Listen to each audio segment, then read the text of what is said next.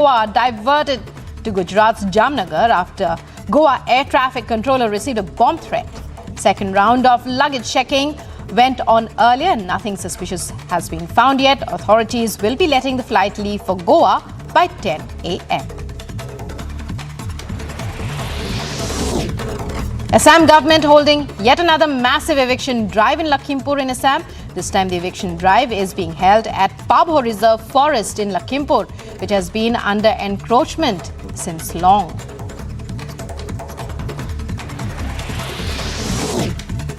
Massive fire reported from Raja Utsav Community Hall in Patna. Several fire tenders along with police officials are at the spot to deal with the situation.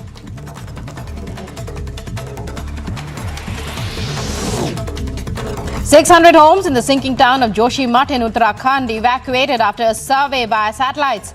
Meanwhile, the matter is to be mentioned before the Chief Justice in the Supreme Court today. A team has been set up by the centre and will be going to Joshimath to survey the area.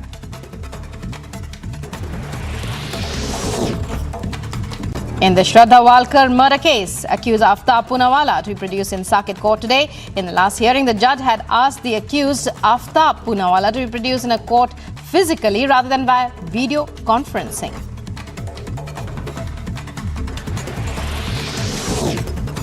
In the Delhi hit-and-run case, accused Ashutosh to be produced before Rohini Court, while all the others accused have been sent to custody as of now.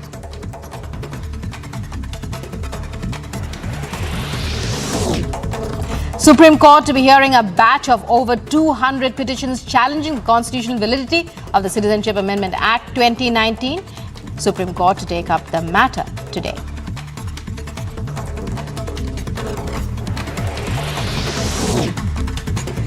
Days after Rajouri terror attack and ahead of Republic Day, forces put on alert in Jammu. 11 Rashtriya Rifles of Indian Army along with Jammu and Kashmir Police carrying out massive searches across the area.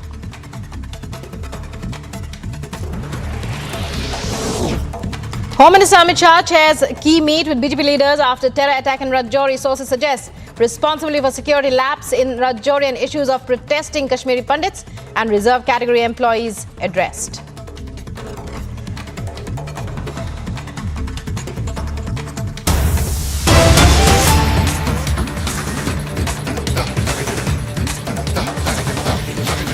And breaking news coming in now from Jammu and Kashmir. Days after the Rajouri terror attack and ahead of Republic Day, forces have been put on alert. 11 Rashtriya Rifles of Indian Army and Jammu and Kashmir Police are carrying out massive house-to-house searches. Indian Army Jawans are thoroughly searching forest areas. And Gursimran to take us through the kind of preparations that are in place, the searches that are on. Gursimran, over to you. A very good morning. Very good morning, and the forces around across Jammu and Kashmir have been put on the highest of the alert, keeping in view what has transpired on the 1st of January, where the terrorists barged into the houses of the Hindu community in the Dangri village of the Rajouri and have fired at 5 people, killed 5 people, and followed by an ID attack that took life of 2 minors. A total 7 people were killed and 13 others were injured. Now the security forces are on the alert. The 11 Rashtriya Rifles of the Indian Army along with the Jammu and Kashmir Police has carried out massive searches in the Kishtwar district, keeping in view that the Kishtwar is hometown of the longest surviving terrorist Jahangir Saruri. The forces are taking no chance and to find out the possible hideout that could be used by the terrorists to carry out act of terror. They are searching each and every houses, even the vehicles that are coming to and fro from the Kishtwar district, especially from the upper reaches of the Kishtwar. They are thoroughly being checked and data is also being maintained after checking the vehicle. So a foolproof security grid has been put in place after the meeting of the 28th, followed by the meeting that has been taken yesterday by the Union Home Minister, that the perpetrators of the Rajouri will also be killed and no one will be allowed to vitiate the peace in the Union Territory of Jammu and Kashmir. The forces are on the alert. Additional troops of the CRPF have already been deployed in the Rajouri, Poonch districts of Jammu and Kashmir so as to ensure that those 2 perpetrators who have carried out the brutal act of terror in the Dangri village of the Rajouri, they can be neutralized at an earliest. And when it comes to the Indian Army, not only on the line of control, but in the hinterland as well. The Indian Army is on the highest of the alert, carrying out regular searches at the places where they suspect that there could possibly be any hideout of the terrorists that could be used by them at a later stage to inflict casualties to the forces or the civilians. And that's why these massive anti-terror ops are underway across Union Territory of Jammu and Kashmir. Many thanks, Gursimran, for joining us there and for sharing those details. And let's move on now. It's time now for a short break. But coming up on the other side, in other news, yet another massive eviction drive in Assam as the Himanta Biswa Sharma government acts on encroachment threats.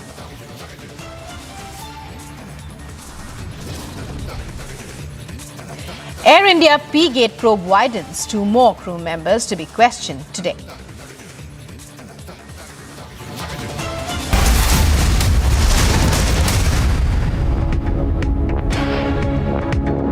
11,000 placements last year.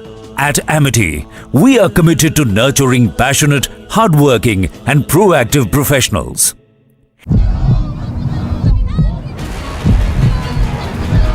Dramatic pictures of this protest, which is right now underway in Delhi, right in front of Aam Aadmi Party headquarters. These workers have now been stopped by Delhi police. Remember that this protest is taking place against the alleged attack which took place on Aam Aadmi Party councillors. This is what they are claiming. They are saying that LG and the BJP are indulged in killing constitution, and that is why they are protesting here. Picture is very much scary over here. Every house is having the cracks, even the roads are having the cracks. I'm moving toward these particular houses. In each and every house, let me tell you, there is a crack, and this has been marked. They have been told specifically there is no other option but to leave now. These kind of mark has been already put in air by the administration that these are the property which is affected now, and these people have been asked specifically to leave.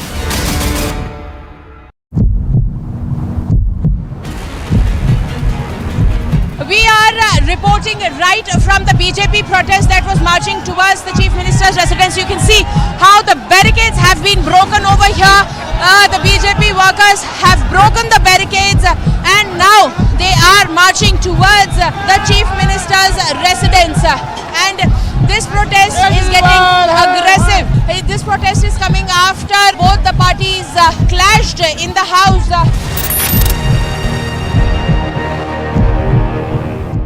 It is only the Republic Media Network's non-stop campaign, Arrest Shankar Mishra, is a national demand. Sir, were you negligent? Sir, you didn't perform your duties. Sir, you did. Sir, what exactly? Sir, you guys didn't fulfill your duty. Why are you not in your process? Why are you not in your process? Why are you not in your process?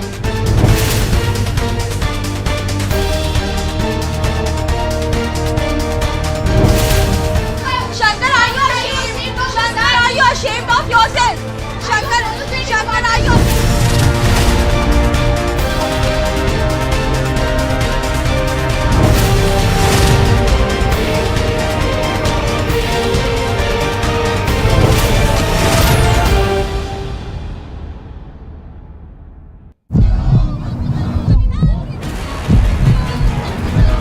Dramatic pictures of this protest, which is right now underway in Delhi, right in front of Aam Aadmi Party headquarters. These workers have now been stopped by Delhi police. Remember that this protest is taking place against. We questioned Christian Michel. And that is Christian Michel. First visuals on your scene. Christian, would you give facts to India? Christian, would you tell the truth? Christian, would you tell the truth? Mr. Bhandari.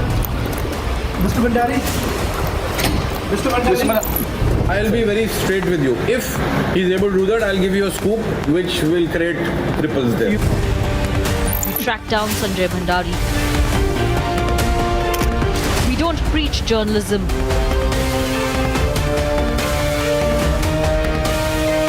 We practice it.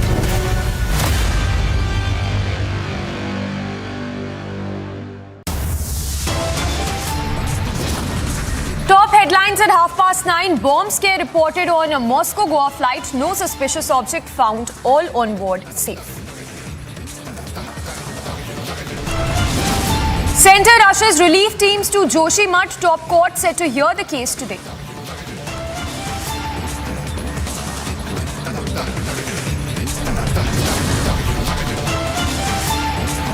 Yet another massive eviction drive in Assam as Himanta government acts on encroachment threat.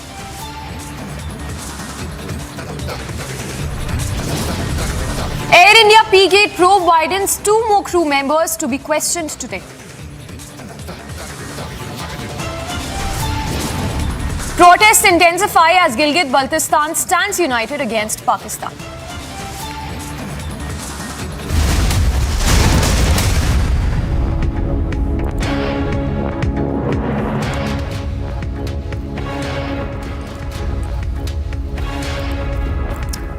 Thanks for staying tuned to Republic. We are live and breaking. We start with Newsbreak coming in, this one from Tamil Nadu.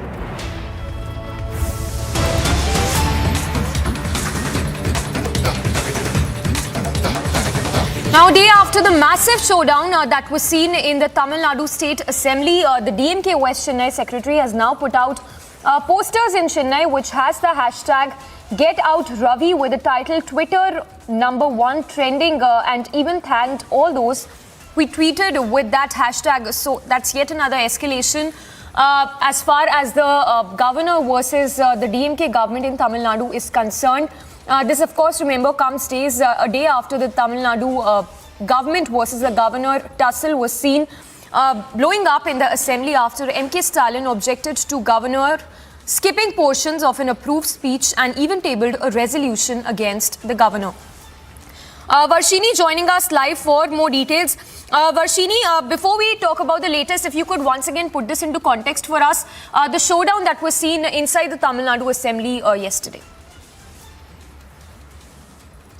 Well, definitely, yes, Samiksha. So yesterday's, Tamil Nadu Assembly session is definitely one to remember, as the happenings of the Assembly session was extremely shocking to see. Initially, we saw how the Tamil Nadu governor was, given a warm welcome by the DMK government, and he was taken inside to give his speech and start the Assembly session.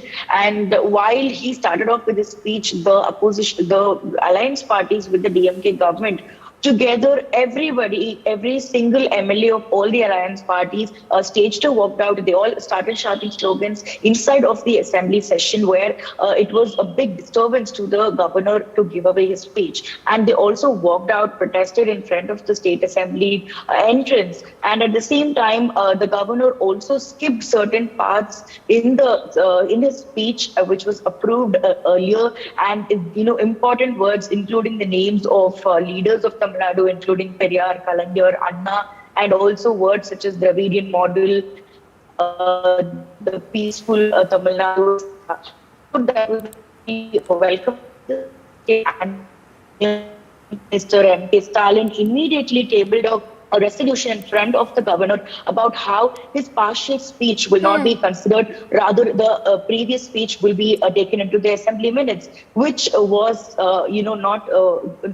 which made the governor extremely unhappy, and he immediately walked out of the assembly while the chief minister was speaking. Therefore, it was a massive showdown. It was the governor versus the government kind of tussle that's been going on for a while now, reached a height, is what we saw happening in front of our eyes yesterday.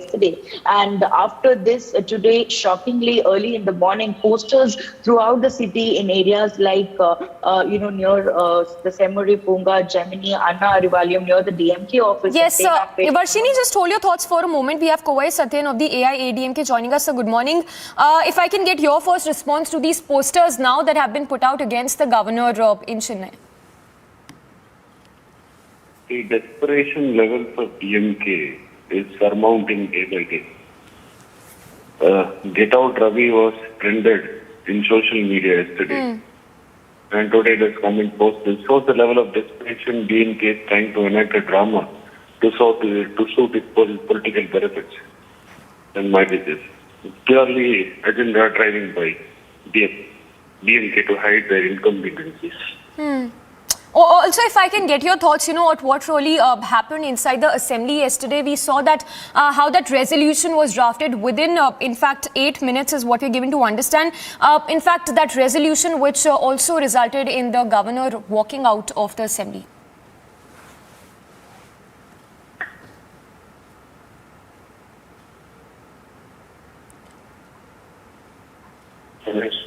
Yes, if you can hear us, yes.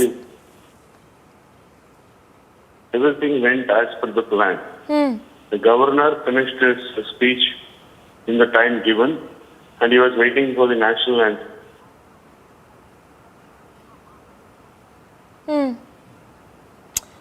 All right, thank you for speaking to us. So the AIADMK leader, Kovai Satyan, sharing his thoughts with us. In fact, this, remember, comes in wake of the developments we are seeing in the state of Tamil Nadu, where we are seeing yet another escalation as far as the tussle is concerned of the governor and the Tamil Nadu government. Varshini, for our viewers also, if you can once again give us the details as to this resolution that was drafted within 8 minutes of time, and what exactly forced the governor to walk out of that assembly yesterday.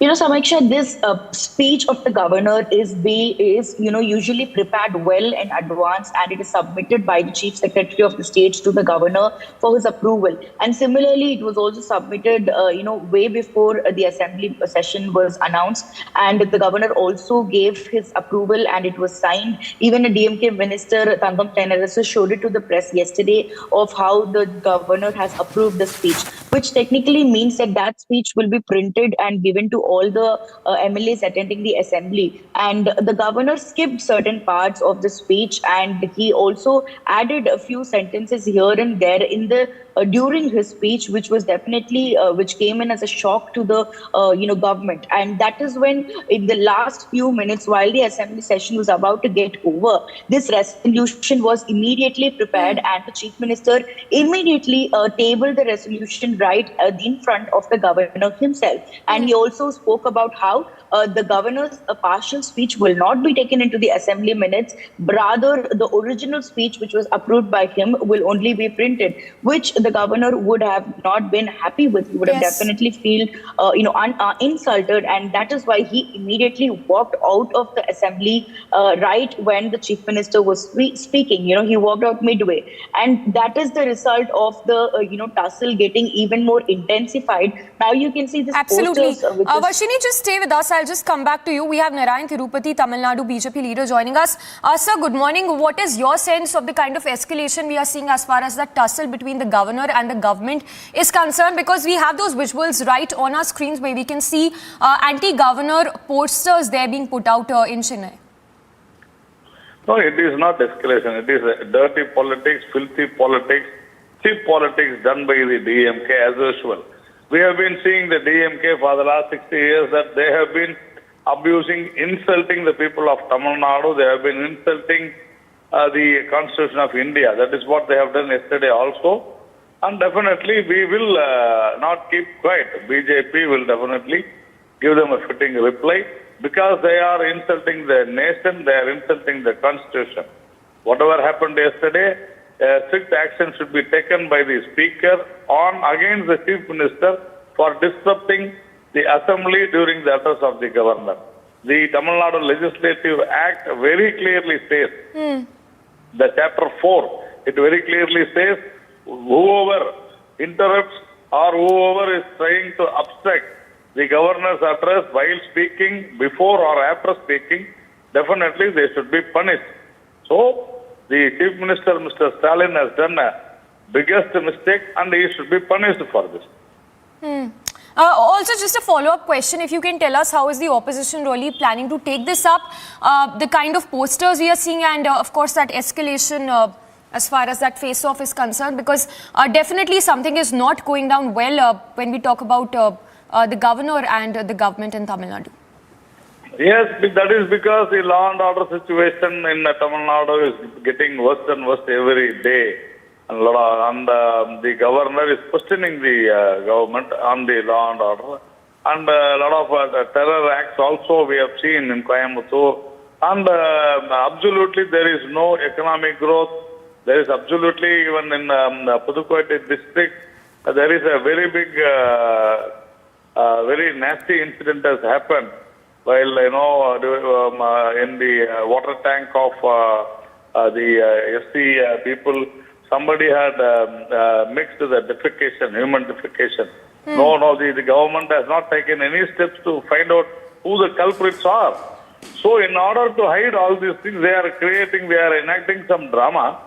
I think the governor was right in walking out, because it would have been a very big insult if he had been there, having a motion against him, against the chairman of the assembly. So I think the DMK should refrain from all these things. If not, they have to see what is happening, what is going to happen.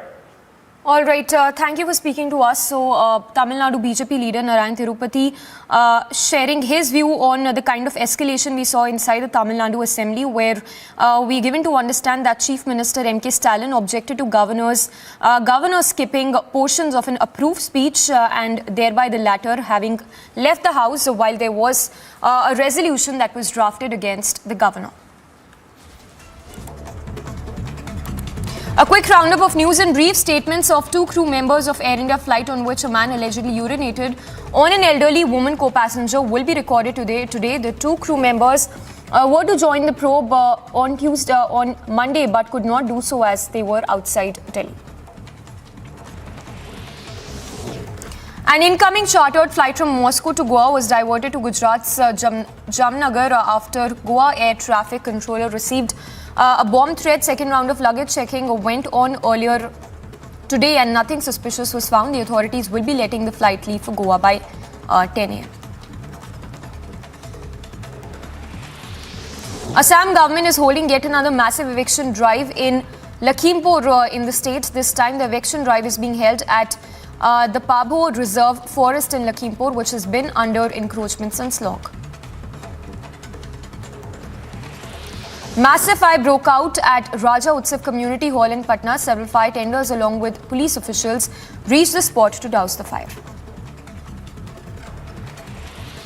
600 houses in the sinking town of Joshimath in Uttarakhand have been evacuated after a survey was conducted by satellites. Meanwhile, the matter is to be mentioned before the CJI in the Supreme Court today.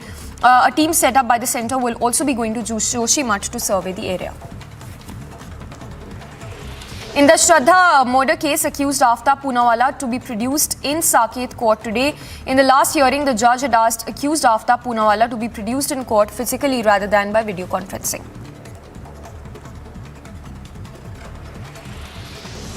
In the Delhi hit-and-run case, accused Ashutosh will be produced before Rohini court while all the other accused have been sent to custody as of now.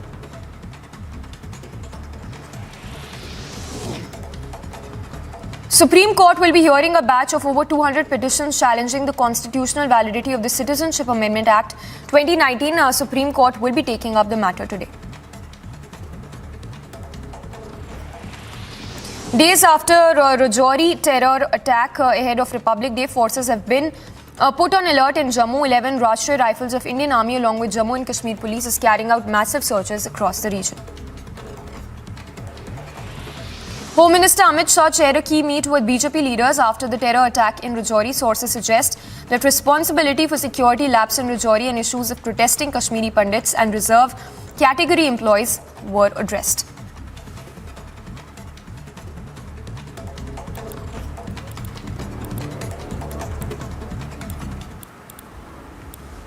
We'll slip into a very short break for now, but do not go anywhere. Lots coming up on the other side of this very short break. Stay tuned. Bomb scare reported on Moscow-Goa flight. However, no suspicious object found. All on board safe. And Center rushes relief teams to Joshimath top court set to hear the case today.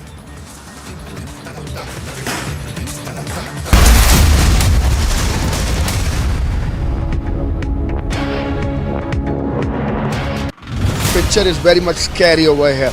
Every house is having the cracks, even the roads are having the cracks. I'm moving toward these particular houses. In each and every house, let me tell you, there is a crack, and this has been marked. They have been told specifically there is no other option but to leave now. These kind of mark has been already put in air by the administration that these are the property which is affected now, and these people have been asked specifically to leave.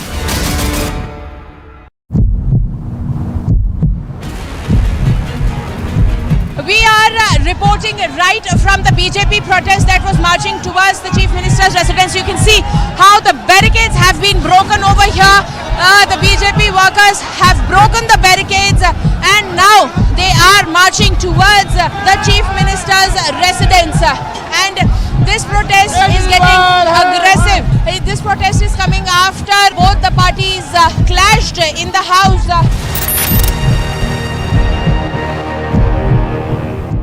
It is only the Republic Media Network's non-stop campaign, Arrest Shankar Mishra, is a national demand. Sir, were you negligent? Sir, you didn't perform your duty. Sir, you did. Sir, what exactly? Sir, you guys didn't fulfill your duty. Why you not in your service? Why you not in your services? Why you not in your services?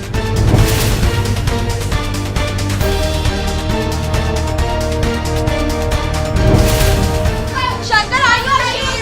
Shankar, are you ashamed of yourself? Shankar, are you?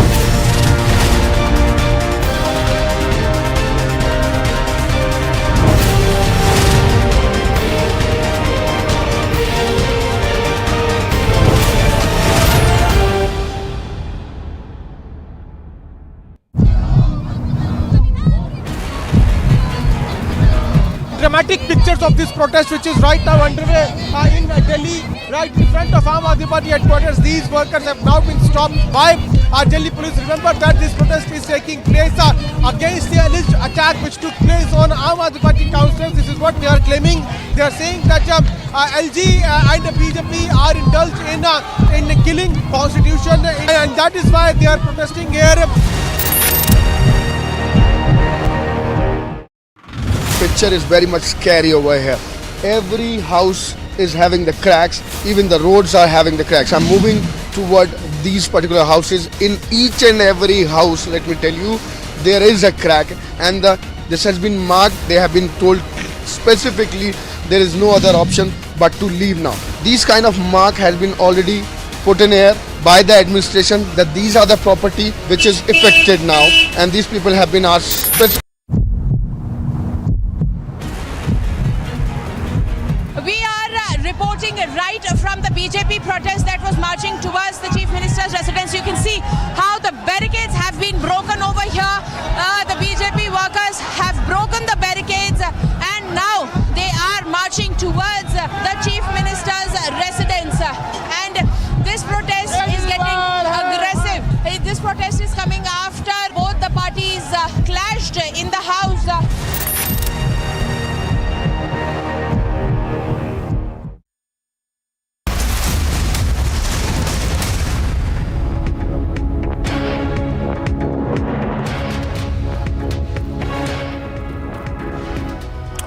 Alright, tracking the latest from Joshimath, where the situation remains worrisome, we're given to understand that a team from the centre will be visiting to Joshimath to take stock on the latest situation prevailing in Joshimath. Remember, hundreds of families have already been evacuated. In fact, several of them have already been shifted to relief camps as well.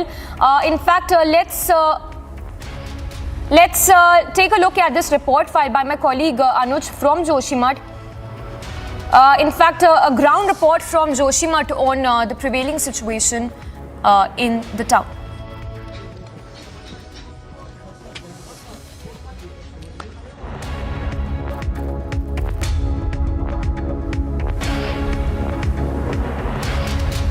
Alright, these are the live visuals is what we're given to understand that are coming from Joshimath at this point in time. You can see several of those personnel who are deployed in the rescue and relief operations. Choppers have also been kept on standby. This, of course, in wake of the situation in Joshimath, where you can see those cracks having been developed in several of those houses, buildings, and even roads. These are the live visuals that we are putting on our screens right now of more cracks having developed. On the roads, in fact, in several buildings, in houses as well as hotels. In Joshimath, several personnel who've also been deployed to take stock of the situation, to aid in the relief operations and help in the temporary relief camps that are being set up for the people of Joshimath. The visuals right now coming in of several of those NDRF teams, the SDRF personnel who are deployed to help in the rescue operations.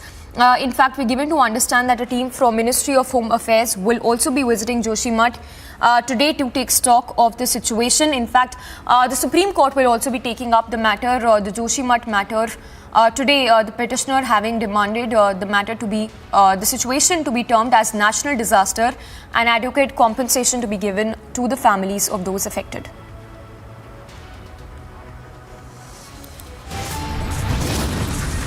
A very short break. Coming up on the other side, we'll get you the latest from the ground as it's yet another massive eviction drive in Assam as Himanta government acts on encroachment threat.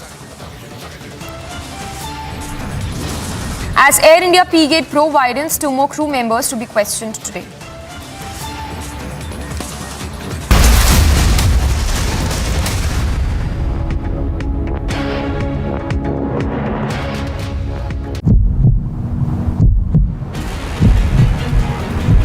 We are reporting right from the BJP protest that was marching towards the Chief Minister's residence. You can see how the barricades have been broken over here. The BJP workers have broken the barricades and now they are marching towards the Chief Minister's residence. And this protest is getting aggressive. This protest is coming after both the parties clashed in the house.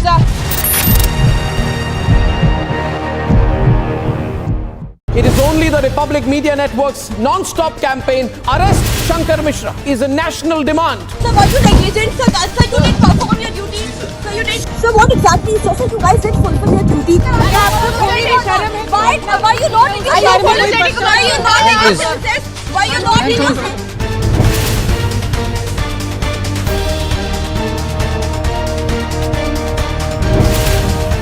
Shankar, are you ashamed? Shankar, are you ashamed of yourself? Shankar, are you?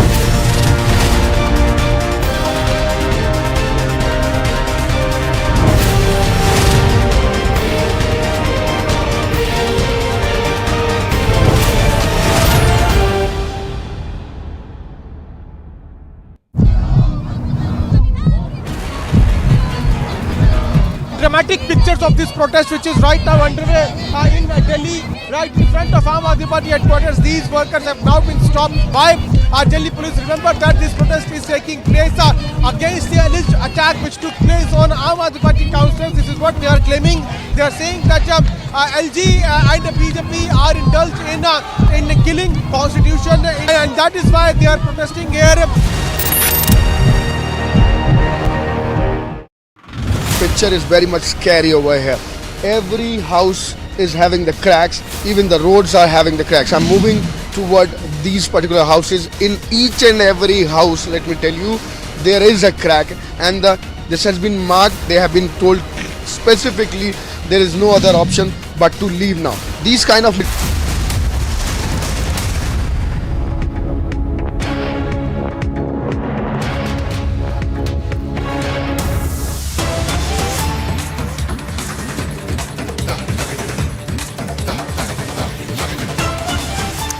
All right, news break coming in from Karnataka, where the National Investigative Agency, remember, on 5th of January had arrested Karnataka Congress leader's son, Reshan, during raids that were carried out at several locations in the state in connection with the Shivamoga ISIS conspiracy. In fact, we have a reaction that has come in from the Karnataka Legislative Council member, B.K. Hari Prasad. Let's listen into those controversial remarks that have been made by the leader. Was there? What was she doing in Shivamoga? She was provoking the people to sharpen their knives, try with the guns, everything. It was Pragya Thakur which was provoking the people to take guns and talwars, and they can't just blame Congress for this. That hardcore terrorist, Pragya Thakur and Colonel Purohit, they were caught by NIA. Why were they released? And it's only to defame the Congress party and create a sense of fear among the minorities. They are creating all this. Why was NIA did not pick up some of the important cases in Karnataka? They should have. And what they did with Paresh Mehta. And unfortunately, they are playing in the hands of the political parties. You just heard BK Hari Prasad, who's gone on to make some controversial remarks where he says that they should, in fact, taking a jibe at the National Investigative Agency, saying that they should arrest Pragya Thakur for inciting people in Shivamoga, and even going on to say that it's the NI that is trying to play into the hands of political parties. Not just this, in fact, he's even gone on to say the NI is not from heaven and let the law take its own course. These were the remarks that were made by the leader of opposition, BK Hari Prasad in Karnataka. We'll try and go across to Prajwal as well to get more details. But this, of course, comes after the arrest of the Congress leader's son in connection with the Shivamoga blast case. And just to give a recap of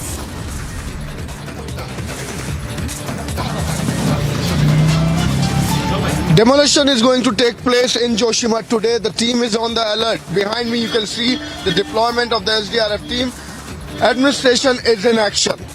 We'll be right back after a short break. Stay tuned.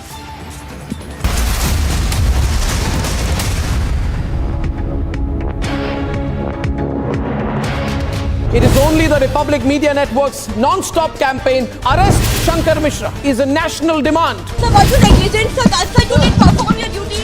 Sir, you did. Sir, what exactly? Sir, you guys didn't fulfill your duty. Why are you not apologetic? Why are you not innocent? Why are you not innocent?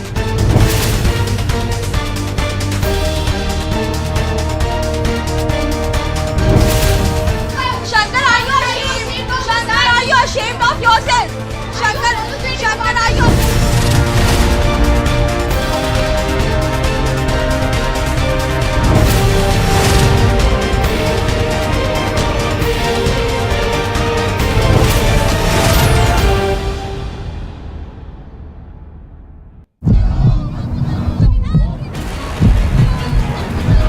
Dramatic pictures of this protest, which is right now underway in Delhi, right in front of Aam Aadmi Party headquarters. These workers have now been stopped by Delhi police. Remember that this protest is taking place against the alleged attack which took place on Aam Aadmi Party councillors. This is what they are claiming. They are saying that LG and the BJP are indulged in killing constitution, and that is why they are protesting here. Picture is very much scary over here. Every house is having the cracks. Even the roads are having the cracks. I'm moving toward these particular houses. In each and every house, let me tell you, there is a crack, and this has been marked. They have been told specifically there is no other option but to leave now. These kind of mark has been already put in air by the administration that these are the property which is affected now, and these people have been asked specifically to leave.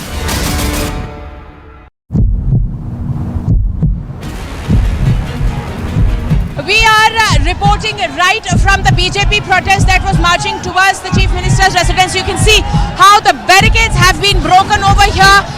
The BJP workers have broken the barricades and now they are marching towards the Chief Minister's residence.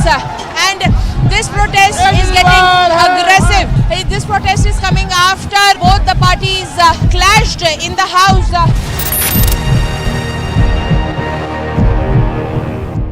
It is only the Republic Media Network's non-stop campaign, Arrest Shankar Mishra, is a national demand. Sir, were you negligent? Sir, you didn't perform your duty. Sir, you did. Sir, what exactly? Sir, you guys didn't fulfill your duty. Why are you not apologetic? Why are you not innocent? Why are you not innocent?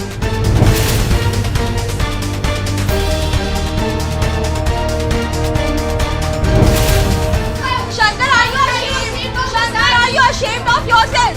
Shankar, are you?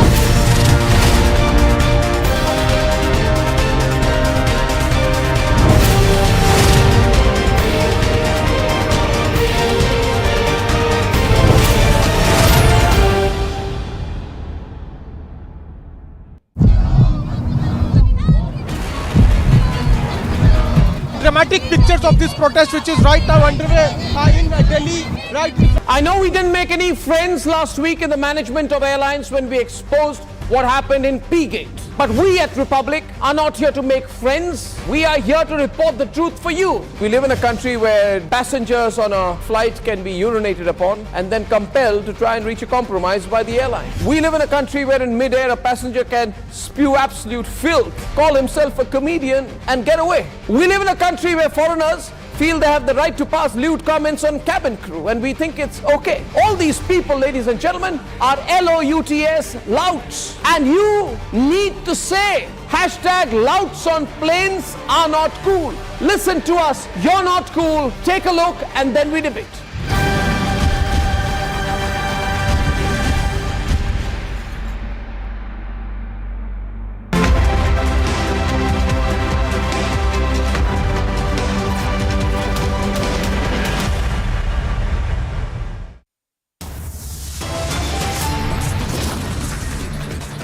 Bomb scare reported on Moscow-Goa flight. No suspicious object found. All on board safe. Centre rushes relief teams to Joshimath. Top court set to hear case today.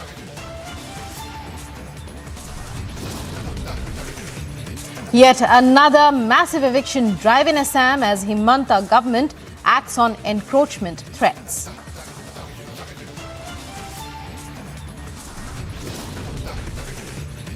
Air India P-Gate probe widens. 2 more crew members to be questioned today.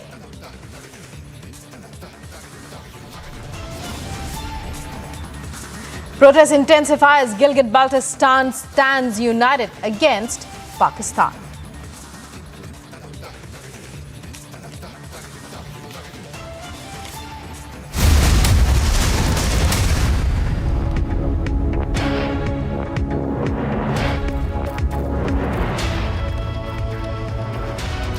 Hello and welcome viewers, you're watching Live and Breaking with me Rukma and we'll be bringing you all the key developing stories at this hour. You're watching Republic TV. Let's go across first and foremost to the sinking township of Joshimath in the hills of Uttarakhand, where we are joined by my colleague Anuj.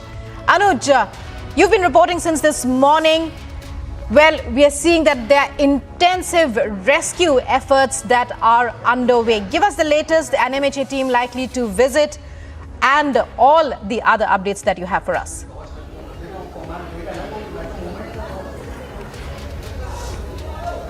Well, exactly. At this point in time, let me first give you the latest what we are getting from here. I'll ask my video journalist to give you the sense from the visuals itself.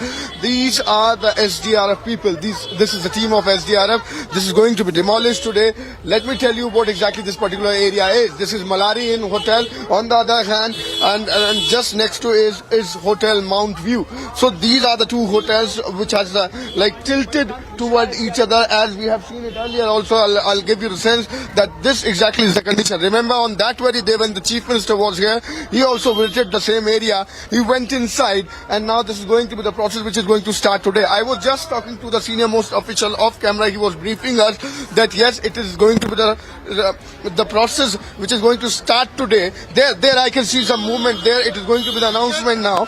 It is going to be the announcement now where they are going to indicate the people that this particular route is going to be closed now.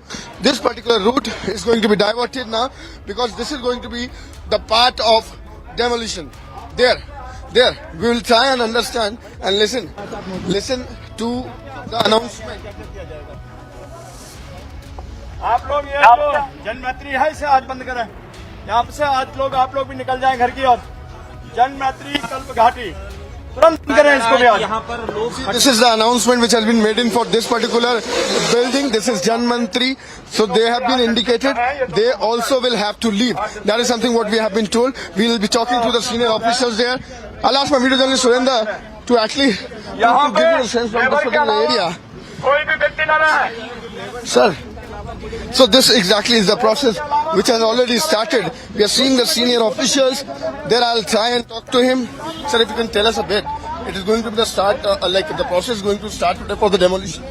ये अभी start होने जा रहा है ये और SDRF और civil police PWD की टीम और सीबीआरआई के एक्सपर्ट आ गए हैं और ये ऊपर से अभी इसको बिल्डिंग को डिमोलिश करना स्टार्ट कर रहे हैं। सर कौन कौन सी बिल्डिंग यहाँ पे डेमोलिश हुई है? ये 2 बिल्डिंग जो ये होटल हैं जो एक दूसरे से नजदीक आ गए हैं उनको डिमोलिश किया जाएगा। और नीचे वार्ड्स में जैसे आप इवैक्यूएशन प्रोसेस चल रहा है, खाली वहाँ से करा लिया जाए, तो क्या वहाँ पे भी डेमोलिशन का प्रोसेस आगे बढ़ेगा? अभी वहाँ का नहीं है, लेकिन अभी ये सोचा जा रहा है कि अगर ये बिल्डिंग डिमोलिश करते समय अगर कुछ इंसिडेंट हो जाता है, इसलिए वो नीचे के पोर्शन को भी खाली कराया जा रहा है।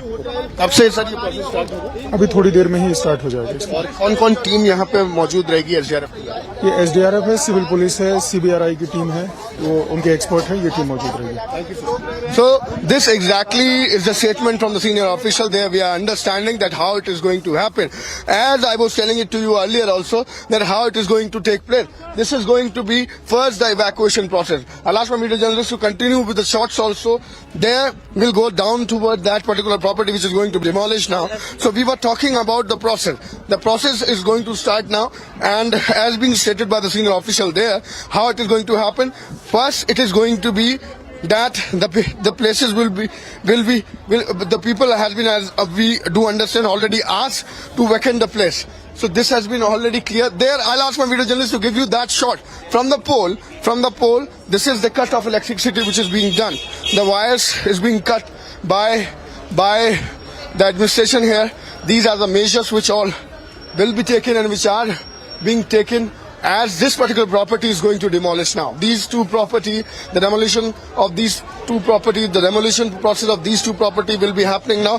There you can see, I'll show you this building, I'll show you the cracks. The cracks, I'll ask my video journalist to give you this particular visual. As you can see, this is the condition of the road. This is just outside this Malari Inn hotel where we are seeing the condition that what is happening. So deployment of the team could be clearly seen. This is SDRF team which has been already deployed. The police is also here. The experts are going to be here.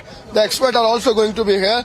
They are going to see how it has to be done. The process has already started. There you can see on that very pole of electricity how the wires has been cut now and the electricity has been stopped.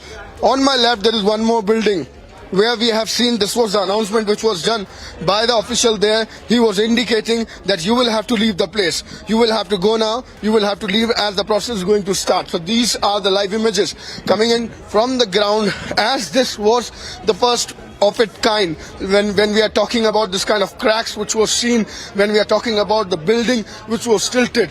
The two buildings, I'll go again toward that. The two buildings which are already tilted, these are two hotels. One is Malari Inn, one is Mount View. And there you can see the situation. I'll ask my video journalist Shraddha Shah to give you more clarity with the shots, and there we can clearly see what exactly the condition is. And as being looked up by the people over here, the expert over here, this has been informed, this has been told that this is very important to demolish the property. But behind this, if you talk about particular property, then behind these are the residences, these are the houses. So that houses has been already evacuated. Sir, I'll ask my video journalist to come with me. Sir, एक minute. Sir, क्या आज process रहेगा, कैसे होना है, कौन सी property demolish होनी है? देखिए कि इस पूरी प्रक्रिया में समय लगेगा और आज ही ये कार्रवाई पूरी नहीं हो पाएगी.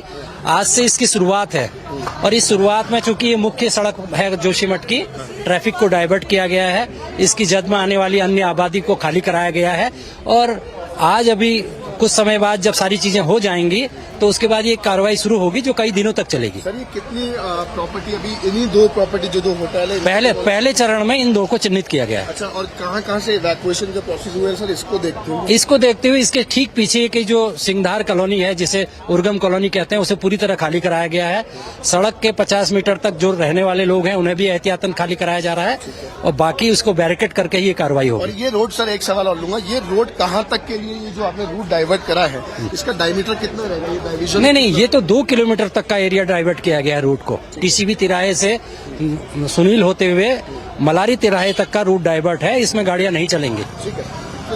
This is a patch of 2 kilometers has been informed by the CEO over there. We were just talking to him. He was informing us, he was telling us that how it is going to happen, what exactly the strategy of the administration to go ahead is. So this exactly, there the work is underway. There the process is underway, as this has been clearly, categorically informed that yes, this is going to be the process of demolition which is going to start today. I can see one JCB also. I'll ask my video journalist to give me the sense of that. Also the preparation is underway.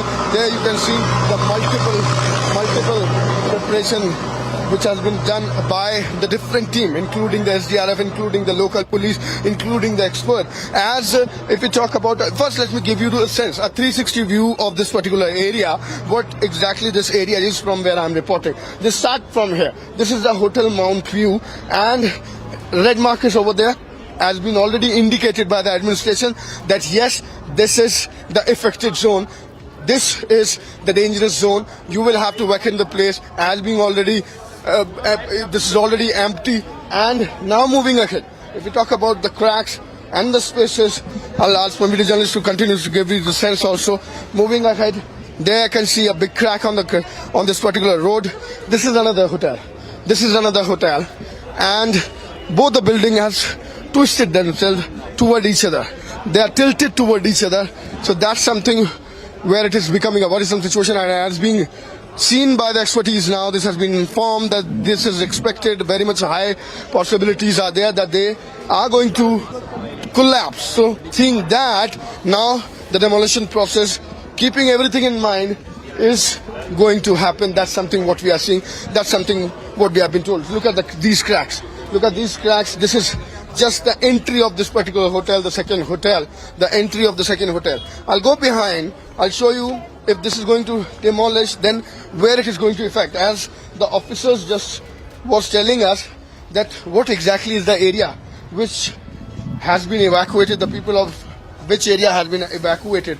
So I'll give a view from this particular area. If this is going to demolish, then what is going to happen, how it is going to happen. You can see some of the houses over there. I can see the houses there down. So all those places has been already asked, like the people of that particular place has been already asked to leave the place. They have been already shifted. The shifting process has been already done. We have report from that particular area also yesterday that where they have been taken. This is more than 200 hotels also what we have been told, which has been occupied or in pipeline to be occupied by the administration, where these people are going to be relocated. Because if we talk about the families now, if we talk about these particular places which has to be evacuated, or the families who are going to leave their places, then let me tell you, the numbers has crossed 600 now. When the numbers has crossed 600, then obviously this is going to be the more space which is required. So seeing that, only more schools, more hospitals, more gurdwaras, more places, hotels, resort has been taken in custody, or rather has been taken by the state government and the local administration to facilitate the people who has been evacuated. We'll continue with the visuals. We'll continue to show you that what exactly the deployment of the team is. There I'll ask my video journalist to give you the sense of the deployment of the team. There you can clearly see the SDRF team which has been already deployed. They are just waiting for the next action now, for the next course of action. As we were talking to two senior officials, they were informing us that how it is going to happen, what exactly is going to be the process. So they have categorically informed. This is the patch of 2 kilometers. The patch of 2 kilometers which has been already diverted. The patch of 2 kilometers has been already diverted, and people will have to take the another route. People will have to go from the another route. That's something what we have been told. As you can clearly see, the deployment and the traffic which has been already diverted.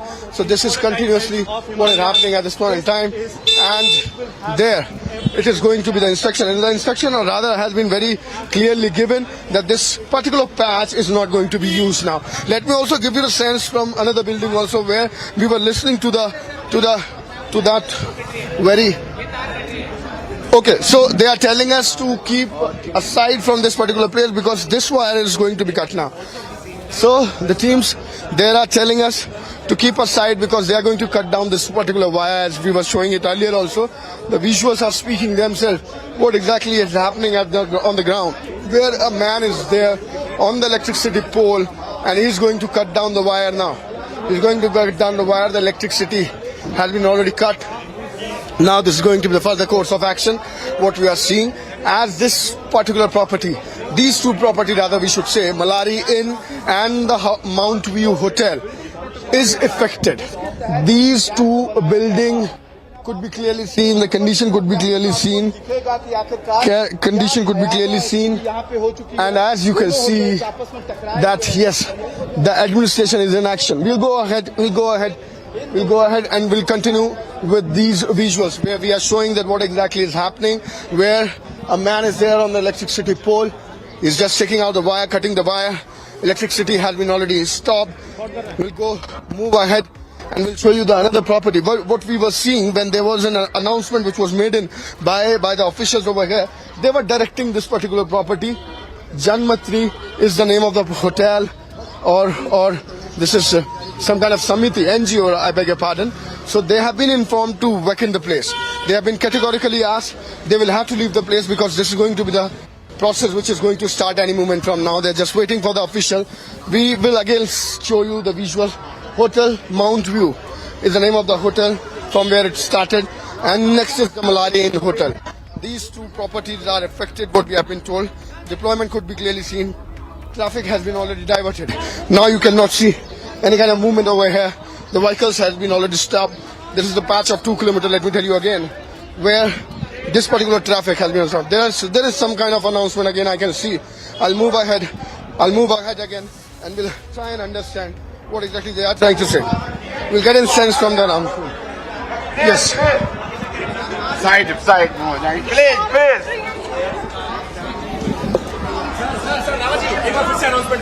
ये वाला announcement जो करते हुए आ रहे हैं, please media बंधुओं से जो भी रोड पे हैं वो प्लीज रोड खाली कर दें। प्लीज ये तारें कटे, किसी को भी नुकसान हो सकता है। That's again the announcement which was made in earlier also, that this is going to be the process which is going to start now. They are going to cut down these wires. Last time we were just to give you a sense from there also. They're going to cut down the wire, and for safety they are asking us to be aside. They're asking us to keep aside. There the movement of the police and the officials could be clearly seen. They're going to cut down the wire any moment from now. This is going to be the demolition process which is going to start any moment from now. As we were talking to the senior officials there, they were clearly telling us that how it is going to happen. Behind these properties there are residences, there are houses of the people, and there you can see that yes, that particular place has been already evacuated. That particular place has been already evacuated, so that if it is going to demolish, as it is going to happen now, because it is clear now. There's the movement. There's the movement. Yes, we are showing you the movement. We are showing you the movement. We are showing you the movement of the SDRF people, and they are moving toward that particular area where they're going to see that nobody should be there. Nobody should be there. That's something what we are understanding. We'll again go with the visuals once again, and we'll show you from that pole to that building. From that pole where a man is there who is trying to cut the wires. The process as of the demolition has already started. From that very pole to that cracks, that what exactly has happened. We'll pan down the camera from there to show you the visuals. There the process of cutting the wire is going on, because they are going to remove this particular pole. The process has already started, and we'll be coming down. We'll pan down our camera to show you the visuals. These are the visuals of the cracks. Then we'll go ahead toward the Malari Inn Hotel. There, this particular space is the space which is becoming a worrisome situation, and it has shown what has happened. Then this particular crack. This is the entry of Malari Inn Hotel. And yes, you can clearly see the condition, and that is something what is happening on the ground. The deployment of the team has been already done. I can see some officials who are standing and coordinating and trying to control the situation so that the normal people, the layman, the common man should not take this route. The visitors, the tourists should avoid this particular route. This is the main road from where I'm reporting at this point in time. So this has been diverted. As I was telling it earlier also, that this is a patch of around 2 kilometers which has been diverted. And this particular patch is under the vision, is under the watch of the officials, the police officials, the SDRF team, the senior officials. There we can see many of the police officials, the local police, who is also the part of this particular demolition which is going to happen. Then we can see the team of SDRF. So this could be clearly seen that what exactly is happening on the ground. Now the process has started. How it has started, we do understand this was another but the Chief Minister himself who visited this particular area and made it clear how it is going to happen. I do remember this exactly is the same place where I spoke to the Chief Minister and he also mentioned the same. Our first priority is going to be the evacuation process. That was something which was stated by Pushkar Singh Dhami, the Chief Minister of Uttarakhand. He stated it that the first priority is the evacuation process. After the evacuation process, we will see how we are going to demolish the property. So this is the first step. It is going to start from here. I'm reporting from the ground. This is Joshimath main market, the entry, and you can clearly see this has already started. One particular wire I could see which has been already cut. The electricity has been already stopped. These wires are going to be cut, and finally this is going to be the process of demolition which is going to start. So there you can clearly see the deployment of the officials, the deployment of the SDRF team. Let me also tell you that this is going to be an important day when the MOS defense is going to land here in the Joshimath. Is going to have some meeting with the defense people, the senior captains over here. They are going to brief the MOS defense regarding the situation, that what exactly the situation on the ground is.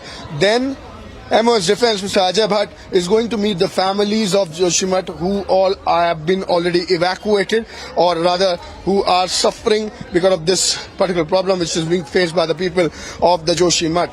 And Uma Bharti is also here, so the political movement could also be seen. MHA team, what I've been told, MHA, Ministry of Home Affairs team is also going to be here on the ground, because this has been the report, what I've been told, a committee, as we do know, has been already formed by the central. This includes MHA, and we have seen the intervention of the PMO itself. So that particular committee is going to submit their report to the center. That particular committee, I beg your pardon, will be coming out with the reason that what would have been the reason, or what exactly is the reason behind these cracks, or behind this particular situation when the buildings of this particular town, Joshimath, is ready to collapse. So that is going to be there in that particular committee, what we have been told. And it is also going to be very, very important, because till now there is no reason which has been given by the state government. There is no reason which has been given by the central government. And till now it's not official that what exactly the reason behind this particular condition is, behind these cracks are. So that is going to be very, very important, that what exactly the reason is. Rather, when we are talking to the people over here, the locals, the people who have been already evacuated, then let me tell you, they have been continuously telling us, we'll go with the visual with the red mark all over there, and they have been telling us the reason behind this is the construction work. The reason behind this is the project of NTPC. That's something what we have been told. So we are continuously giving sense from the ground that what exactly is happening. The process is underway. The first demolition is going to happen in the Joshimath, and this exactly is the affected area. This exactly is the affected buildings, the hotel Mountain and a Malari Inn. That's something what we are seeing. The deployment of the team could be clearly seen. There are officials, there are SDRF, I beg your pardon, officials, there are police officials. They are just waiting for the expert that how they are going to take it ahead, how they are going to do it. If we talk about the next way, there I can see the laborers now. There I can see these people who are going to do it. There you can clearly see they are having hammers and the other equipments in their hand, how it is going to happen. So they are just going to start it, just waiting for the orders from the officials, just waiting for the orders from the higher authorities. Then this is going to be started. And there you can see the laborers over there who are having hammers and the other equipment which is going to be used to demolish the property. They are going to do it from the base. They are going to do it from here. That's something what we are seeing as the process is going to start any moment from now. We were just talking to the senior officials. So we are continuously reporting from the ground. It's time for a short break. We'll be right back. Stay tuned.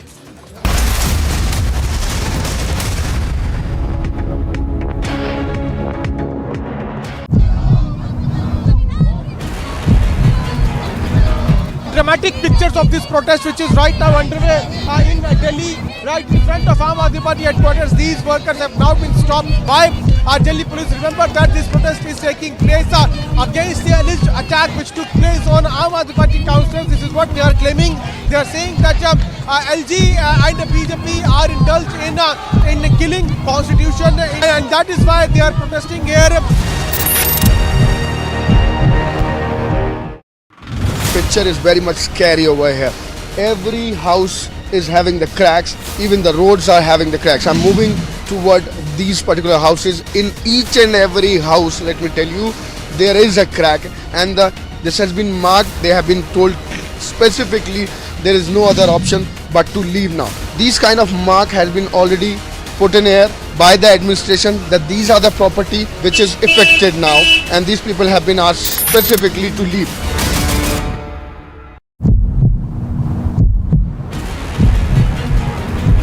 We are reporting right from the BJP protest that was marching towards the Chief Minister's residence. You can see how the barricades have been broken over here. The BJP workers have broken the barricades and now they are marching towards the Chief Minister's residence. And this protest is getting aggressive.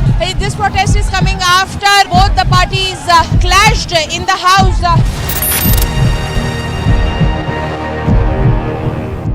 It is only the Republic Media Network's non-stop campaign, Arrest Shankar Mishra, is a national demand. Sir, were you negligent? Sir, you didn't perform your duty.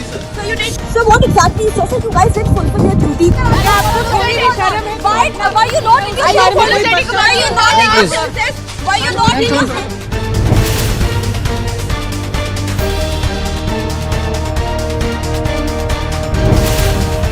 Shankar, are you ashamed? Shankar, are you ashamed of yourself? Shankar, are you?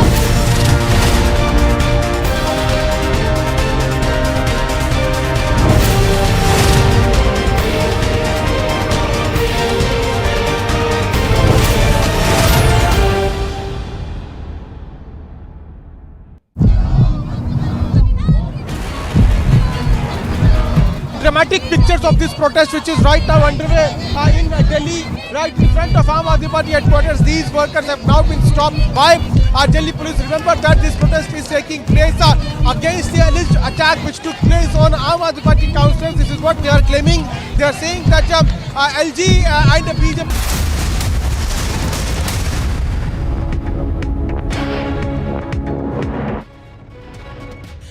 thousands and thousands hectares of land which has been encroached by suspected illegal settlers over the last many decades. In fact, there was no proper policy for the last several years in Assam to check the illegal encroachment, or there was no political will as far as freeing this encroached land is concerned.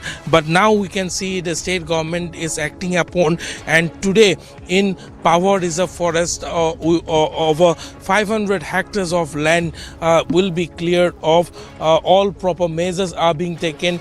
More than 800 police personnel have been deployed out here in order to ensure that smoothly this eviction drive is carried out. And also apart from the police personnel which has been deployed here with non-lethal gas, all measures from ambulance to fire brigade have been kept on standby. There were several organizations which were trying to put pressure on the government in order to stop this eviction, and also trying to put pressure on the government and thereby creating a hindrance so that this eviction drive cannot be carried out smoothly. But with the support of the police personnel and heavy deployment of forces out here, we can see that the eviction drive is being carried out in a smooth manner. As of now, the media is not being allowed to go inside the area where the eviction drive is on. We are getting to know that due to security reasons, the media is not being allowed. However, sources have been telling us that in a short while from now, the police might allow the media to access the eviction area. With video journalist Ashok, I am Anuruddha Bhakat, and this is Republic Media Network. Back-to-back update on Chanda Kochhar as Chanda Kochhar leaves from Baithala jail. Stay tuned with Republic TV to get maximum updates on the highest scam that was done by Chanda Kochhar.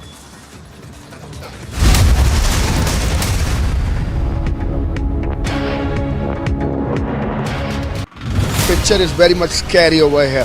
Every house is having the cracks. Even the roads are having the cracks. I'm moving toward these particular houses. In each and every house, let me tell you, there is a crack, and this has been marked. They have been told specifically there is no other option but to leave now. These kind of mark has been already put in air by the administration that these are the property which is affected now, and these people have been asked specifically to leave.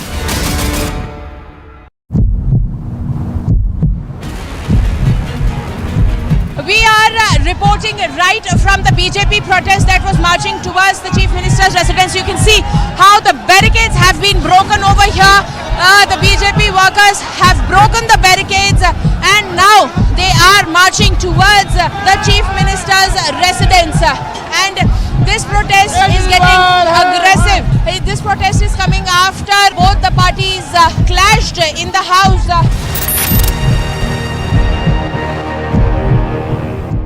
It is only the Republic Media Network's non-stop campaign, Arrest Shankar Mishra, is a national demand. Sir, were you negligent? Sir, you didn't perform your duty. Sir, you did. Sir, what exactly? Sir, you guys didn't fulfill your duty. Why you not in your Why you not in your senses? Why you not in your senses?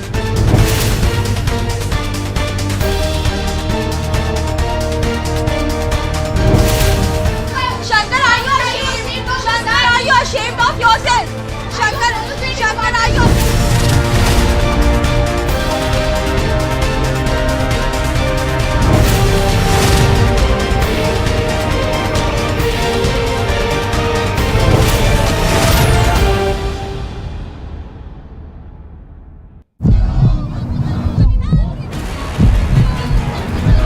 Dramatic pictures of this protest which is right now underway in Delhi, right in front of Aam Aadmi Party headquarters. These workers have now been... Centre rushes NDRF and SDRF teams to Joshimath. Evacuation on demolition process is up next. After a showdown in the assembly, poster wars in Chennai, the DMK government puts up "Get Out Ravi" posters. Yet another massive eviction drive in Assam as the Himanta government acts on encroachment threat. The Air India P-Gate probe widens. 2 more crew members to be questioned today.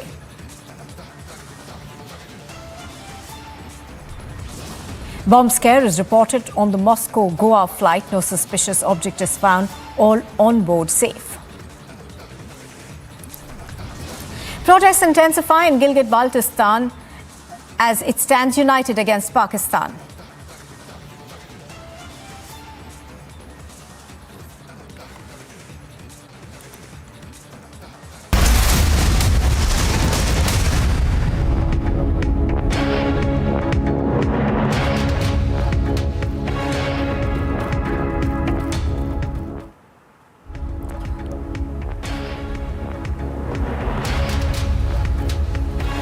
Good morning and welcome. You're watching live and breaking on Republic TV. I'm Nupur Talwar Suri. Now, we're going to cut across straight to Joshimath, where our correspondent Anuj is reporting on this. Anuj, good morning. Anuj, give us more details of what's happening around you.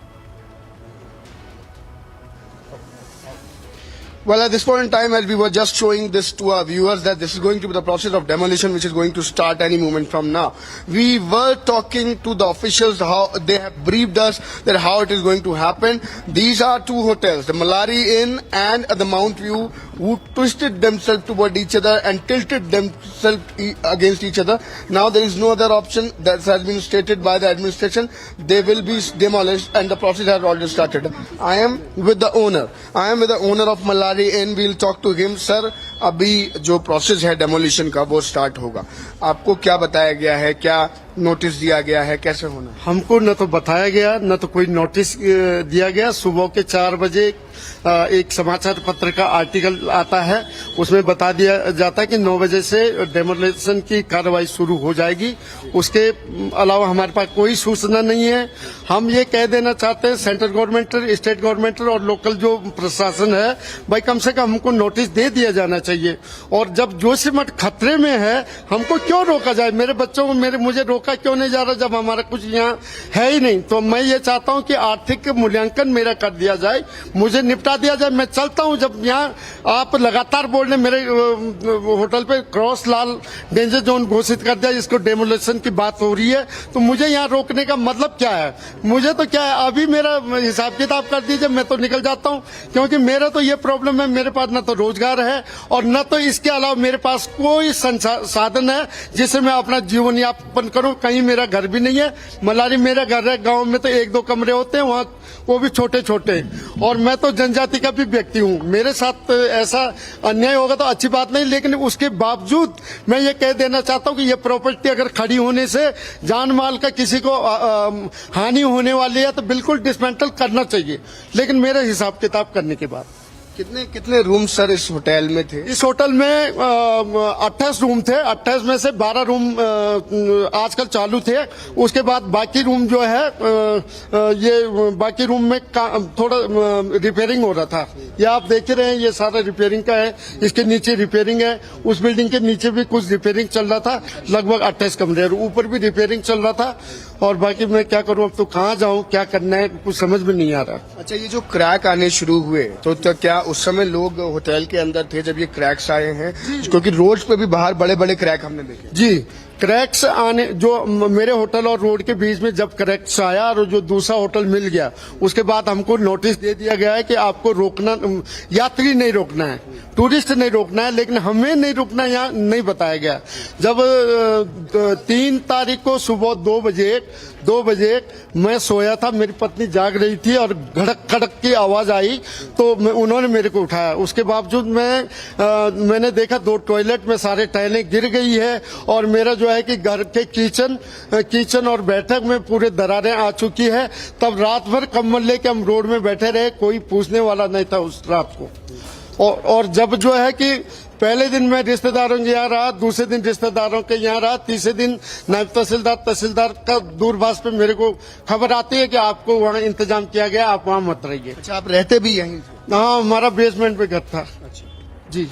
तो फिर अब उसके आगे क्या sir, मतलब अब क्योंकि 2 hotel हैं, हमने अभी देखा तस्वीरों में, एक माउंट व्यू है, एक आपका है, ठीक है, तो अब इसके आगे क्या नेक्स्ट कोर्स ऑफ एक्शन कैसे करेंगे, क्या होना है, कहाँ आपने एप्लीकेशन दी है या नहीं दी है? हमने तो सुबह जब ये आर्टिकल आया तो उसके तुरंत बाद डीएम साहब को अपना मेल भेज दिया है कि हमारा ये देख लीजिए कह के। और उसके बाद अभी एसडीएम साहब का फोन आया, मैम का फोन आया कि आप वहीं रहिए, हम आ रहे हैं। अच्छा, एक चीज और मैं आपसे पूछूंगा सर कि जिम्मेदार किसको मानते हैं इस हालात के लिए? क्योंकि ये एक प्रॉपर्टी तक लिमिटेड नहीं है, लोगों को घर भी छोड़ने पड़े हैं नीचे से। जी, मैं सभी की बात करूंगा। मैं पूर्व राज्य मंत्री और पूर्व ब्लॉक प्रमुख भी रहा हूं। मेरी सिर्फ अपनी चिंता नहीं, मेरी तो अभी ये मेरे तरफ से इसलिए हो रहा है, मेरे पहले मेरी प्रॉपर्टी को तोड़ा जा रहा है। इसके जो दोषी हैं एनटीपीसी और जो सरकार ने लापरवाही की, सरकार पूरी इसमें भागीदार है। आपको लगता है कि समय रहते अगर कुछ रोक दिया जाता, ये जो काम था, तो कम से कम ये हालात आज नहीं होते। अगर टाइम आने पे, हम लोग तो साल भर से आंदोलनरत हैं, साल भर से ये मुख्यमंत्री, ये एसडीएम के माध्यम से मुख्यमंत्री, प्रधानमंत्री सबको ज्ञापन जाते रह रहे हैं, देते जा रहे हैं, लेकिन उन्होंने अनसुनी कर दी। जी। So this exactly the condition on the ground is he was the owner of Malarian Hotel, and yes, obviously he is in trouble, he is in problem, and he's saying that where exactly he's going to do, what exactly is he going to do, where exactly he's going to go. He is not aware of the fact, as he was in connection with the SDM, in connection with the authorities, was trying to tell them that yes, this is the problem which is going on, but this was ignored by the administration as being stated by the man.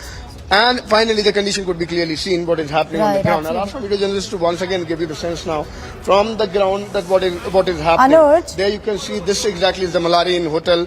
The owner. Anuj, yes. If you can hear me. Yes, please tell me. Yeah. Anuj, you know, you were talking to residents over there who obviously in a bit of shock because of what's happened. You know, they didn't really have enough time to prepare for this mentally or, you know, physically to be able to decide what they want to do next. But we are told, Anuj, that there's also a team that's going to be visiting Joshimath. And the question on everybody's mind today will be, what are the long-term measures that the government perhaps is looking at? Or do you still think they're too mired in dealing with the short-term repercussions of what's happened? Well, if we talk about the preparation or the strategy of the government till now, then the first priority of the government, as being stated by none other but the Chief Minister himself and the agencies and the teams which has been which has been constituted by the central, their first priority is to evacuate the people, is to make these places empty so that everybody should remain safe. That's the first priority of the government and the local administration is. And this is something what we are witnessing today also, as this particular property is going to be demolished now. These are two property, they are going to be demolished today. So behind this property there are many residences. So all those locals have been already evacuated. There are certain places which is being organized or rather converted into the shelter home. There are some Nagar Nigam places. There are some schools. There are some other places like Gurdwara also, which has been taken in custody, which is being used by the local administration to give shelter to the people who have been evacuated. On the other hand, now let me tell you, if we talk about the numbers, this has crossed more than 600. We are talking about the families. More than 600 is the number where these families are affected. Their houses or their places or their shops or their belongings, their property are affected. So they all are going to be evacuated. This is the exact number, like more than 600 families. So the state administration and the local administration at this point in time, what doing is they are acquiring the hotels also. They are contacting the resort also. They are going to take that also, and this is going to be converted into the shelter home. If we talk about the other development, then the team from the center is going to land here today in the Joshimath. They are going to look deep into the angle that what exactly the reason this particular situation is, that what has happened, that the places or rather these cracks could be clearly seen in the hotels, in the houses, on the roads. So this is going to be very important today, that what exactly the reason, because the experts are working on the same, that what would have happened. Because till now, let me tell you, there is no official statement on the same, that what has happened or what exactly would have been the reason for the same. As being stated again and again by the locals whom we are talking to, the people who have been evacuated, they are blaming the NTPC project. They are saying that this was the work of the development, and because of which there were several blasts which was done, and after effect of the same is this particular situation what we are witnessing on the ground, these cracks, these cracks in the roads and in the buildings. So that's the ground situation in Joshimath at this point in time. We're just waiting for the team when they are going to come in action. This is going to be the demolition process which is going to start. These are the two properties. Right. There you can clearly see a man on the pole. He's cutting down the light and the wires.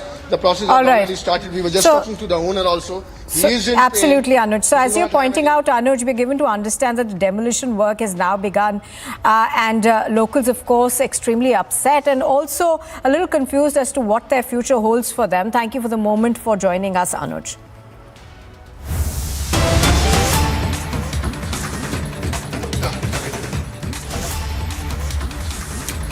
Well, we're now cutting across to the latest that we are getting in terms of the release of the ICICI Bank former CEO and MD, Chanda Kochhar. She has now been released from the Baikala jail. Do remember that the Bombay High Court had granted her bail on interim bail on grounds which they said was illegal arrest of Chanda Kochhar and her husband. Let's go across to Sandeep, who's reporting on this. Sandeep, we just saw pictures of Chanda Kochhar being released from the Baikala jail. Give us more details of what we're expecting. Her husband also likely to be released today?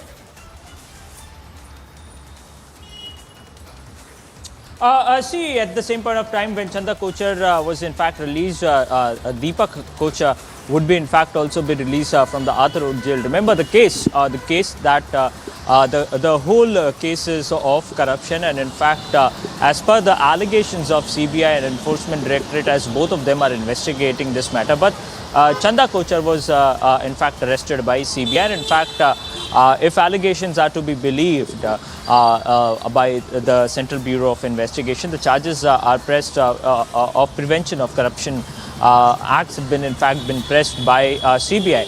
Now, as far as the allegations are concerned, CBI mentions in the court that in 2012, when Chanda Kochhar was the MD CEO of ICICI Bank, she transacted a loan, she approved the loan for Venu Gopal Dhoot's company, and the loan amount was around 3,250 crores.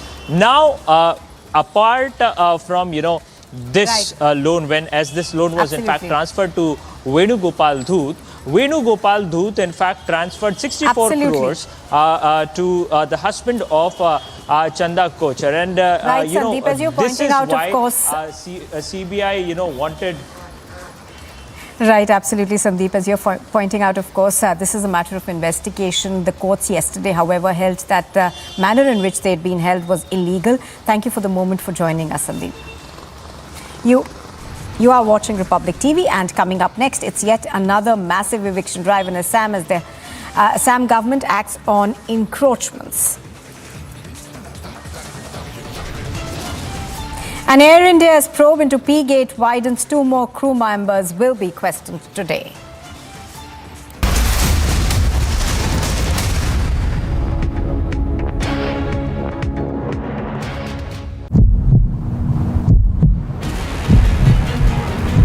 We are reporting right from the BJP protest that was marching towards the Chief Minister's residence. You can see how the barricades have been broken over here.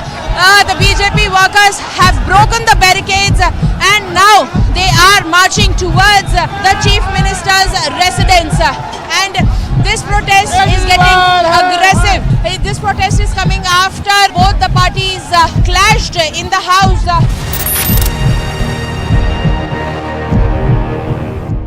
It is only the Republic Media Network's non-stop campaign, Arrest Shankar Mishra, is a national demand. Sir, were you negligent? Sir, you didn't perform your duties. Sir, you didn't. Sir, what exactly? Sir, you guys didn't fulfill your duty. Why are you not apologetic? Why are you not innocent? Why are you not innocent?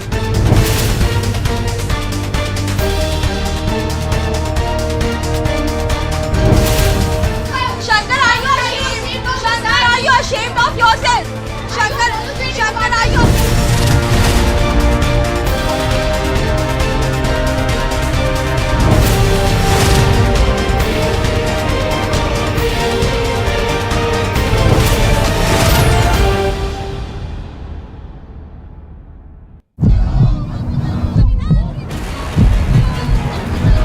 Dramatic pictures of this protest, which is right now underway in Delhi, right in front of Aam Aadmi Party headquarters. These workers have now been stopped by Delhi police. Remember that this protest is taking place against the alleged attack which took place on Aam Aadmi Party councillors. This is what they are claiming. They are saying that LG and the BJP are indulged in killing constitution, and that is why they are protesting here. Picture is very much scary over here. Every house is having the cracks, even the roads are having the cracks. I'm moving toward these particular houses. In each and every house, let me tell you, there is a crack, and this has been marked. They have been told specifically there is no other option but to leave now. These kind of mark has been already put in air by the administration that these are the property which is affected now, and these people have been asked specifically to leave.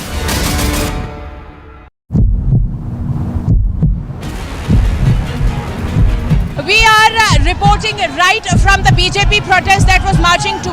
We questioned Christian Michelle. And that is Christian Michelle. First visuals on your scene. Christian, would you give facts to India? Christian, would you tell the truth? Christian, would you tell the truth? Mr. Bhandari. Mr. Bhandari. Mr. Bhandari. I'll be very straight with you. If he's able to do that, I'll give you a scoop which will create ripples there. We tracked down Sanjay Bhandari. We don't preach journalism.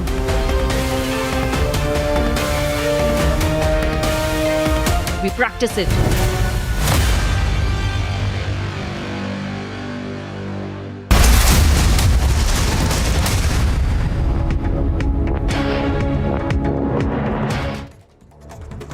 And here's a look at what else is making news this morning. Massive protest took place in Gilgit, Baltistan against the Pakistan government over a hike in tax rates. Protesters raised anti-government slogans and demanded that the government listen to their demands. Days after the Rajouri terror attack and ahead of Republic Day, forces have been put on alert in Jammu. 11 Rashtra Rifles of the Indian Army, along with Jammu and Kashmir Police, is carrying out massive searches across the area. Home Minister Amit Shah chaired a key meeting with BJP leaders after the terror attack in Rajouri. Sources say that responsibility for the security lapse in Rajouri as well as issues of protesting Kashmiri Pandits were discussed. Amid the issue of land subsidence in Joshimath, cracks are also being seen in some houses in Bahuguna Nagar of Karnataka municipality. Rescue operations will be beginning soon. Following the massive showdown in the state assembly yesterday, the DMK has put out posters in Chennai attacking the governor R.N. Ravi. The DMK and its allies have accused the governor of propagating Hindutva ideology and have demanded his resignation. Authorities at Joshimath claim that they will start demolishing hotels and homes which have developed cracks in the wake of the landslide and subsidence. Meanwhile, a team of the Ministry of Home Affairs is also in Joshimath today to evaluate the proceedings. The ICICI Chief Executive Officer Chanda Kochhar and her husband Deepak Kochhar, who were arrested in connection with an alleged multi-crore money laundering scam, have been released from jail today. This comes after the Bombay High Court granted them interim bail. In Kota, miscreants attacked a mobile shop with sticks and rods and assaulted the shopkeeper, creating havoc. Pictures of the attack were captured and have gone viral on the social media. A case has been registered and a search operation is on.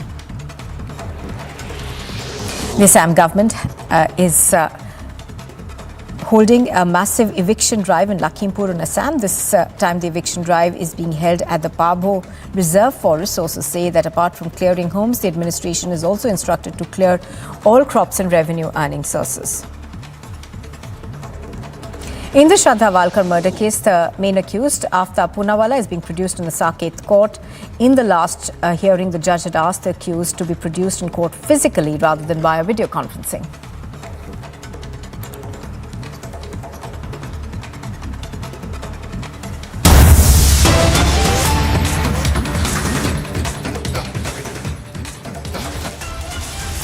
Well, we're now cutting across to a reaction that we are getting in from Udayanidhi Stalin over the governor's speech, I beg your pardon, which created quite a ruckus in the State Assembly. This is the first reaction that we are getting from the newly sworn-in minister, Udayanidhi Stalin.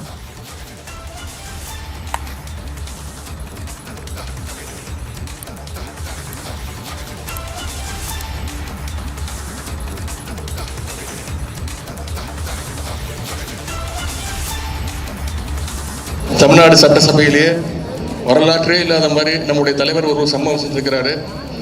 பொதுவாக தலைவர் அவர்கள் தன்னுடைய பதிலில் கொண்டு வருகின்ற அறிவிப்புகள் எதிர்க்கட்சிகளை தான் ஓட விடுவார். இன்று நம்முடைய ஆளுநரையே ஓட விட்டார் நம்முடைய தலைவர் அவர்கள்.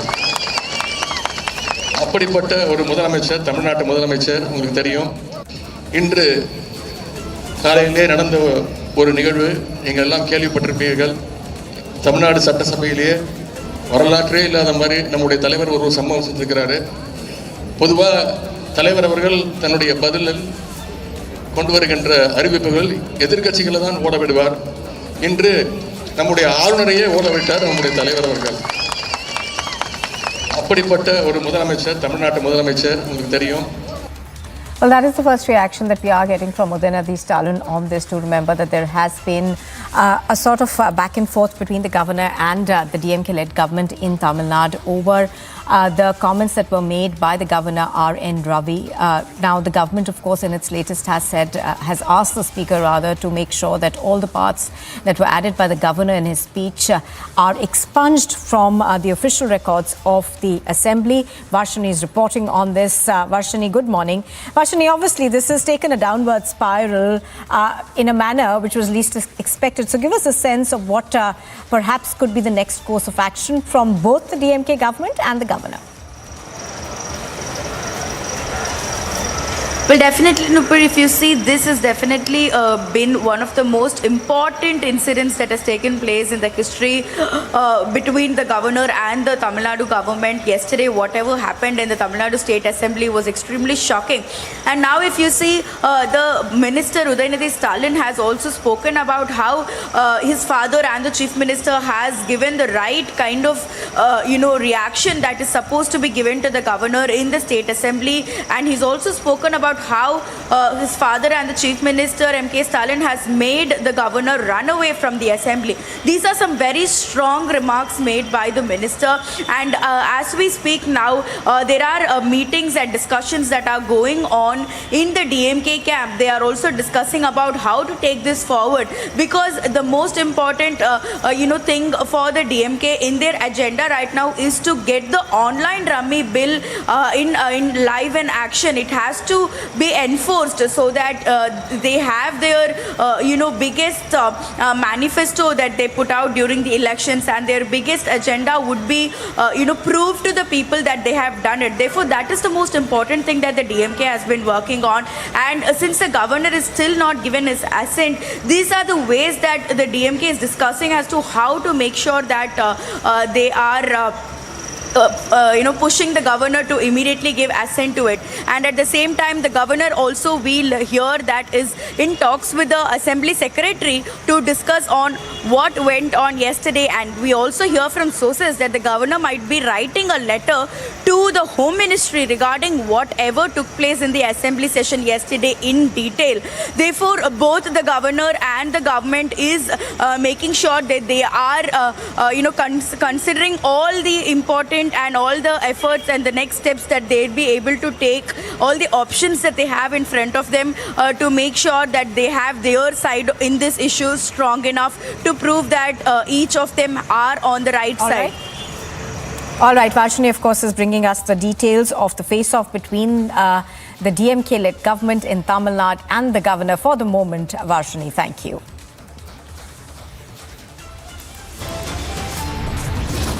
Joshimath administration is in action. The locals have been already evacuated.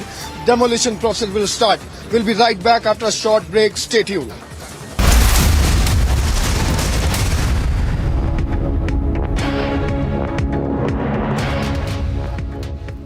It is only the Republic Media Network's non-stop campaign, Arrest Shankar Mishra, is a national demand. Sir, were you negligent? Sir, you didn't perform your duty. Sir, what exactly? Sir, you guys didn't fulfill your duty. Why are you not in your politics? Why are you not in your senses? Why are you not in your senses?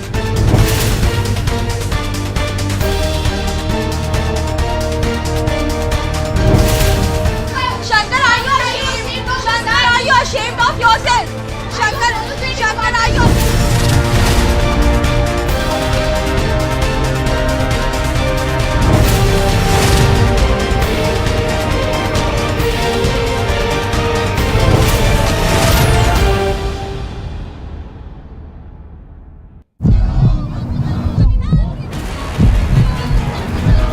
Dramatic pictures of this protest, which is right now underway in Delhi, right in front of Aam Aadmi Party headquarters. These workers have now been stopped by Delhi police. Remember that this protest is taking place against the alleged attack which took place on Aam Aadmi Party councillors. This is what they are claiming.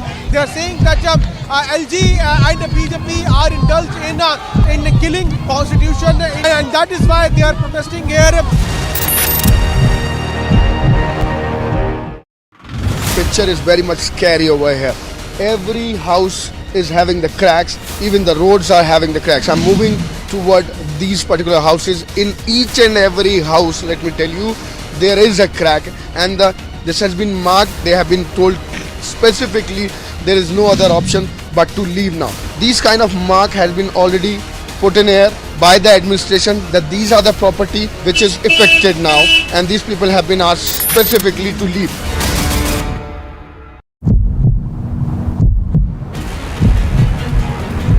We are reporting right from the BJP protest that was marching towards the Chief Minister's residence. You can see how the barricades have been broken over here. The BJP workers have broken the barricades and now they are marching towards the Chief Minister's residence. And this protest is getting aggressive. This protest is coming after both the parties clashed in the house.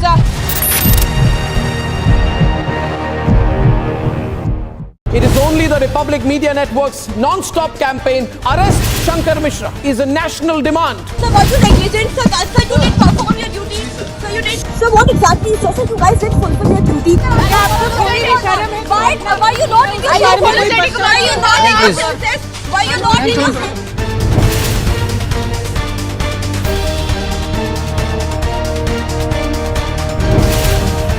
Shankar, are you ashamed? Shankar, are you ashamed of yourself? Shankar, are you?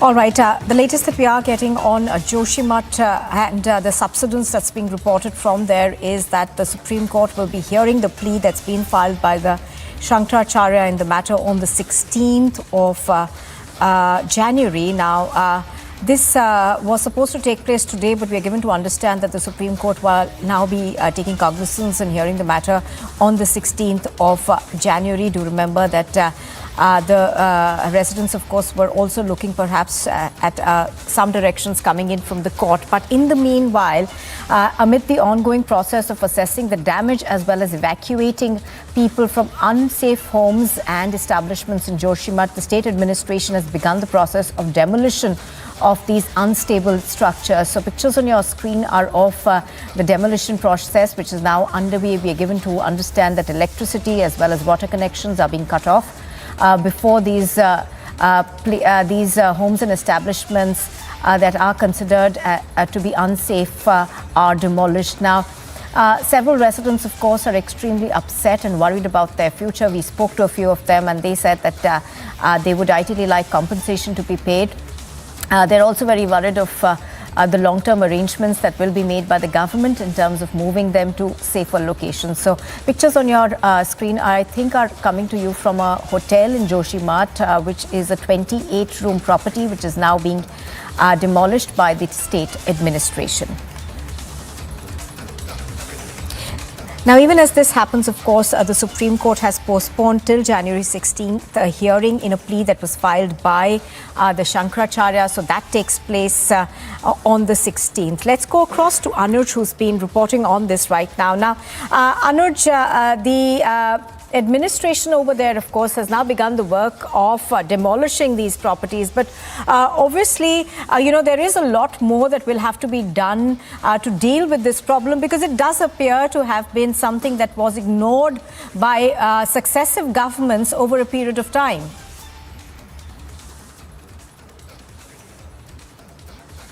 For the administration and the teams which have been deployed, it is not an easy task to control. It is not an easy task to control. That's something what we are seeing.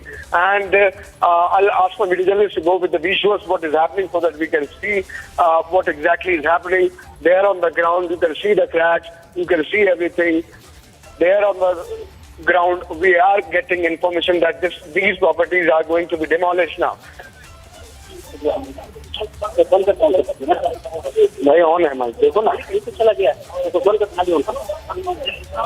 All right, I think we are picking up an audio from somewhere else right now. We're going to fix that and go back to Anuj there appears to be a problem with his link. But as Anuj was pointing out, of course, the demolition of some of these properties which are deemed to be completely unstable is now beginning to start. I'm going to try and go back across to Anuj. Anuj, now even as the demolition takes place, we are being told that there is another team from the centre which will be visiting the area today. Well, exactly. That's something what we have been told, that there is going to be another team who will be visiting this particular place. Joshimath will be here on the ground. They are going to look into that what exactly would have been the reason for this particular condition. Because let me tell you that till now, there is no specific reason which has been given by any of the administration rather, or any of the authority who is looking into this particular problem. Let me continue with the sense, like visuals also. So this exactly is the property of which we were talking about, which is going to be demolished now. We were talking about the team which is going to be here from the central side, and they are going to look deep into the angle that what exactly would have been the reason for this problem. And what I have been told, let me break this at this point in time, this is not limited to Joshimath now. It is increasing what we have been told. It is reaching to the other part of Uttarakhand also. The complaint we are getting is from the other area like Karnataka also. What I have been told that in Karnataka there are some fresh cracks which have been witnessed by the locals over there. We are just waiting for the visuals from there. We are just waiting for the confirmation, but this is not limited to one place now. As we are reporting from Joshimath, we have seen what exactly has happened in Joshimath. We have gone downstairs, we have gone to the different wards. There we have seen the properties of the people, the houses of the people. We have seen how the cracks was there on the roads. We have seen how the cracks was there on the walls and on the roof and everywhere. So this is something what we have been told, that the central team who is going to land here in Joshimath is going to do it. Look, yes. Anuj, I just had one question. Now, one of the issues that places... Just one very quick question, Anuj. Now, where is the administration planning to dispose of the debris that comes out of this demolition? Because that's also going to be a huge concern, isn't it? Well, exactly. This is going to be a major concern, that what exactly is going to be the next course of action. What is the future strategy? We were just talking to the officials. The future strategy. We were just talking to the officials over there, the senior officials who are here to look into the matter, to look this particular demolition which is going to happen over here.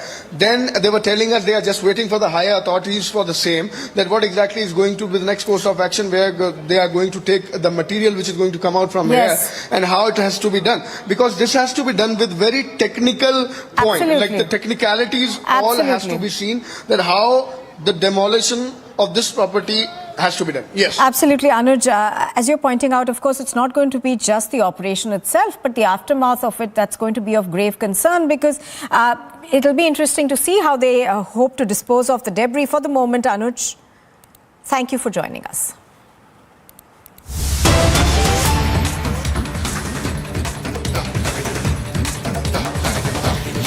All right, we're now cutting across to news that we're just getting in the Shraddha murder case. We're now learning that the Saket court has extended the judicial custody of Aaftab Poonawalla for the next 14 days. Now, do remember that earlier the court had, in the last hearing, made it extremely clear that it wants to make sure that the main accused in this murder case is present in case physically. So that probably has happened. And what we are now learning is that in this particular case, the judicial custody of Aaftab has been extended for the next 14 days. Aaftab is the main accused in the Shraddha murder case, and it has been a challenge of sorts for the Delhi police to be able to piece together the details of how this crime was committed, of course. And one of the other things also, of course, has been the fact that the police want to make sure that they have a watertight case in this particular investigation. Piyush Auri is reporting live from New Delhi. He has more details. Now, Piyush, give us more details of what happened in court. And also the court last time had observed that they'd like to see Aaftab in court physically. Is that something that happened today?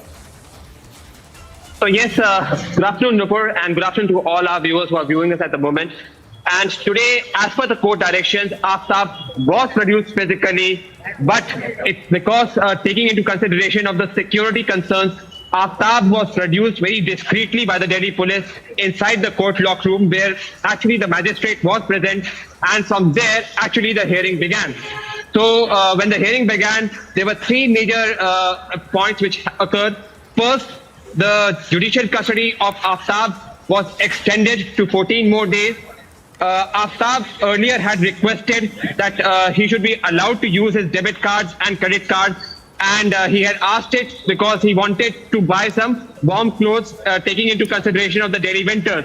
Now his request for purchasing the debit cards and credit cards has been put on hold by the court, and it has said that it will only be given to him after the charge sheet is filed. And the third most important point is that Aaftab has requested for some law books. He has wanted to read some criminal law books under CRPC and IPC. So this would be provided to him by the jail authorities. So these are the three major points which has occurred today. And now it is going to be interesting to see that how the Delhi police is going to be preparing its charge sheet, because this is a watertight case and the Delhi police wants to make sure that Aaftab would be convicted in the court of law for the reported crime he has committed. Back to the studio. All right, Piyush Shori, of course, is bringing us details of what happened in the Shraddha Walkar murder case today. So the court over there extending the custody for the next 14 days. Now, Piyush, in terms of, building a watertight case, how far has the investigation now reached? So definitely the Delhi police has got a major breakthrough after it was revealed that the bones that were found in the jungles of Mehrauli did match that of DNA of Shraddha's father. Now the Delhi police is also in the process of matching the voice samples of Aaftab. The Delhi police had been able to get a video in which they had found Aaftab in argument with Shraddha. For which they had collected the voice samples of Aaftab. If this also matches, this is also going to be a major circumstantial evidence for the Delhi police. So yes, the Delhi police is in the process of collecting all the circumstantial evidences. The sources of the Delhi police are confident that they now have a very tight case and they will be able to get a major breakthrough in convicting Aaftab in the court of law. So yes, all eyes now on charge sheet of how exactly the Delhi police is going to present this case in the court. Back to you in the studio. Piyush Shori reporting on that from New Delhi. Thank you very much for joining us. As Piyush is pointing out, the judicial custody of the main accused in the Shraddha Walkar case has now been extended by 14 days. And here's a quick look at what else is making news this morning. Massive protest took place in Gilgit, Baltistan against the government of Pakistan over the tax hikes. Protesters have raised anti-government slogans and demanded that the government pay heed to their demands. Days after the Rajouri terror attack and ahead of Republic Day, forces have been put on high alert in Jammu. 11 Rashtra Rifles of the Indian Army, along with the Jammu and Kashmir Police, in fact, is carrying out massive search operations across the Jammu region. The Home Minister has chaired a key meeting with BJP leaders after the terror attack in Rajouri. Sources suggest that responsibility for the security lapse as well as issues of protesting Kashmiri Pandits are being highlighted.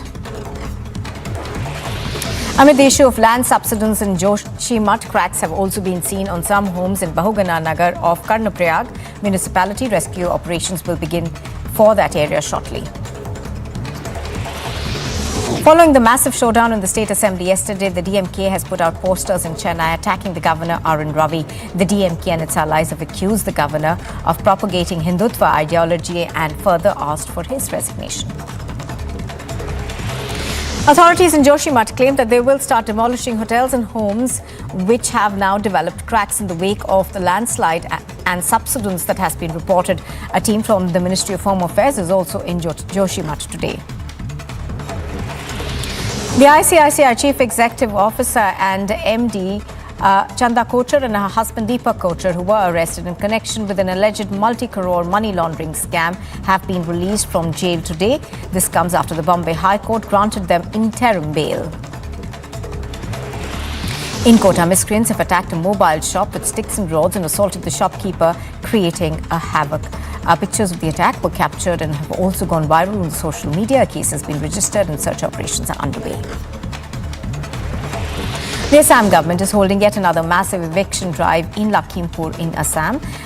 The eviction drive is being held at the Pabo Reserve Forest area. Sources say that apart from clearing illegal construction, the administration is also trying to clear all crops and revenue earning sources in the area. In the Shraddha murder case, the main accused Aaftab Poonawalla was produced in court a short while ago. The court has now extended his judicial custody by 14 days.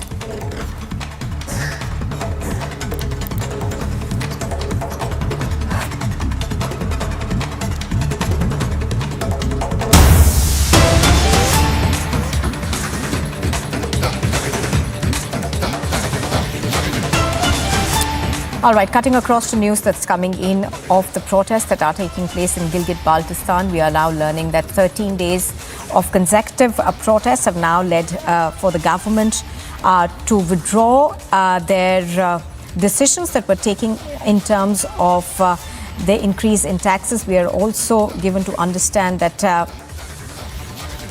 the protests that were taking place on taxes on essential commodities, as well as a massive surge in electricity prices. So as far as the electricity prices go, we are told that the electricity line rent that was imposed on the people of Gilgit-Baltistan has now been suspended. So there will be no additional bill burden to the people of Gilgit-Baltistan. Gursimran joining us live from Jammu on this. Gursimran, tell us more, please.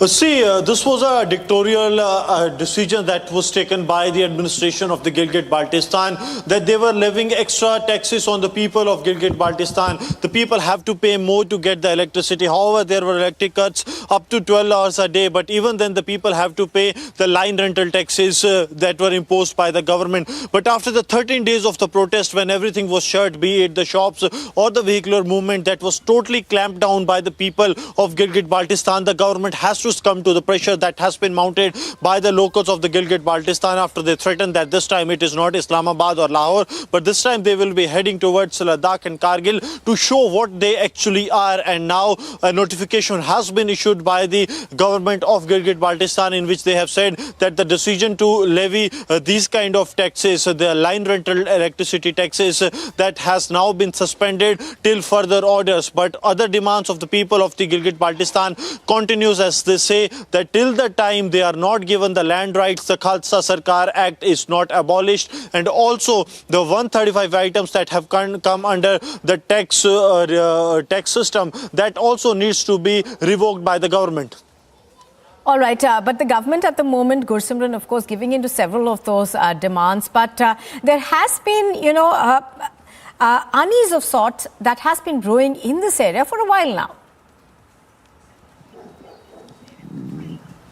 Yes, the people of the Gilgit-Baltistan, they are agitated because the area, the land of the Gilgit-Baltistan is being used as a colony by the Pakistan. However, when it comes to the rights of the people of Gilgit-Baltistan, they are totally rejected. First, it was the PTI government at the center. They did the same. Now came the PMLN and the joint opposition government. They also did the same. There has been a major cut in the budget, the development budget of the Gilgit-Baltistan. That has also agitated the people of the Gilgit-Baltistan, that when it comes to snatching our resources, the government comes at the first, but when it comes to provide us with the developmental projects or for any good thing for us, the government has no budget for the people of Gilgit-Baltistan or for the people of the Pakistan-occupied Jammu and Kashmir. And that is something that has agitated the people, and they are on the roads for the last 14 days. All right, Gursimran bringing us the latest on the situation in Gilgit-Baltistan. Thank you very much for joining us. So the government buckling into pressure from protesters over there.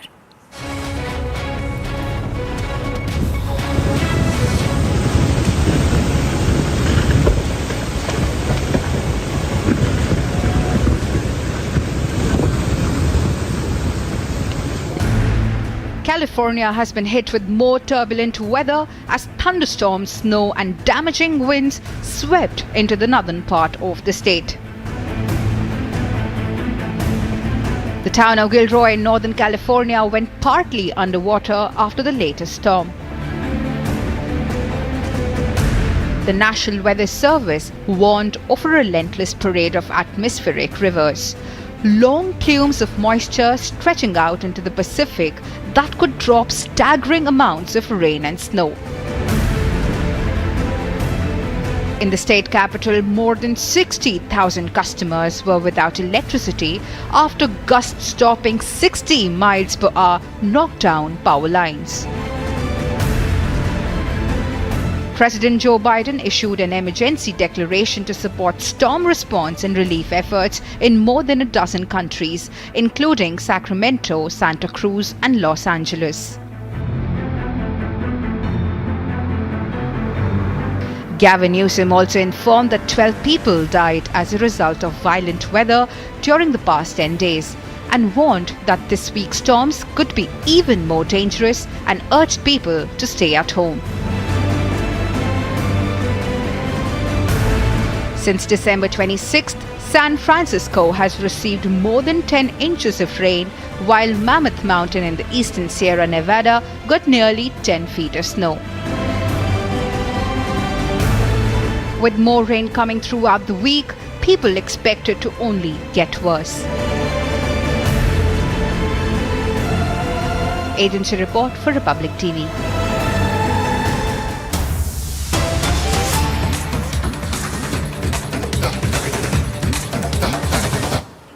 And right now they're all being arrested and taken for detention by the Chennai City Police. They have gathered here near the collector's office in order to protest against the Tamil Nadu governor, as the Tamil Nadu governor recently sparked a controversy about this state being Tamilagam and not Tamil Nadu. And now yesterday we saw how the Tamil Nadu State Assembly had completely seen a new different high because of the tussle that was going on between the governor and the government taking place in the assembly, where there were so many incidents that took place that were really shocking. And now we can see that the Tandai Periyar Dravida Kazhagam, a Dravidian outfit, a left outfit, has come to the floors, and they even tried to burn the effigy of the governor, which was immediately captured by the Chennai police, and it was confiscated, and the attempt to burn the effigy was also stopped by the Chennai police. Now we can see that the Tandai Periyar Dravida Kazhagam people have been arrested and have been taken for detention. This is Vashni Ramu along with camera person Dilip from Chennai for Republic TV.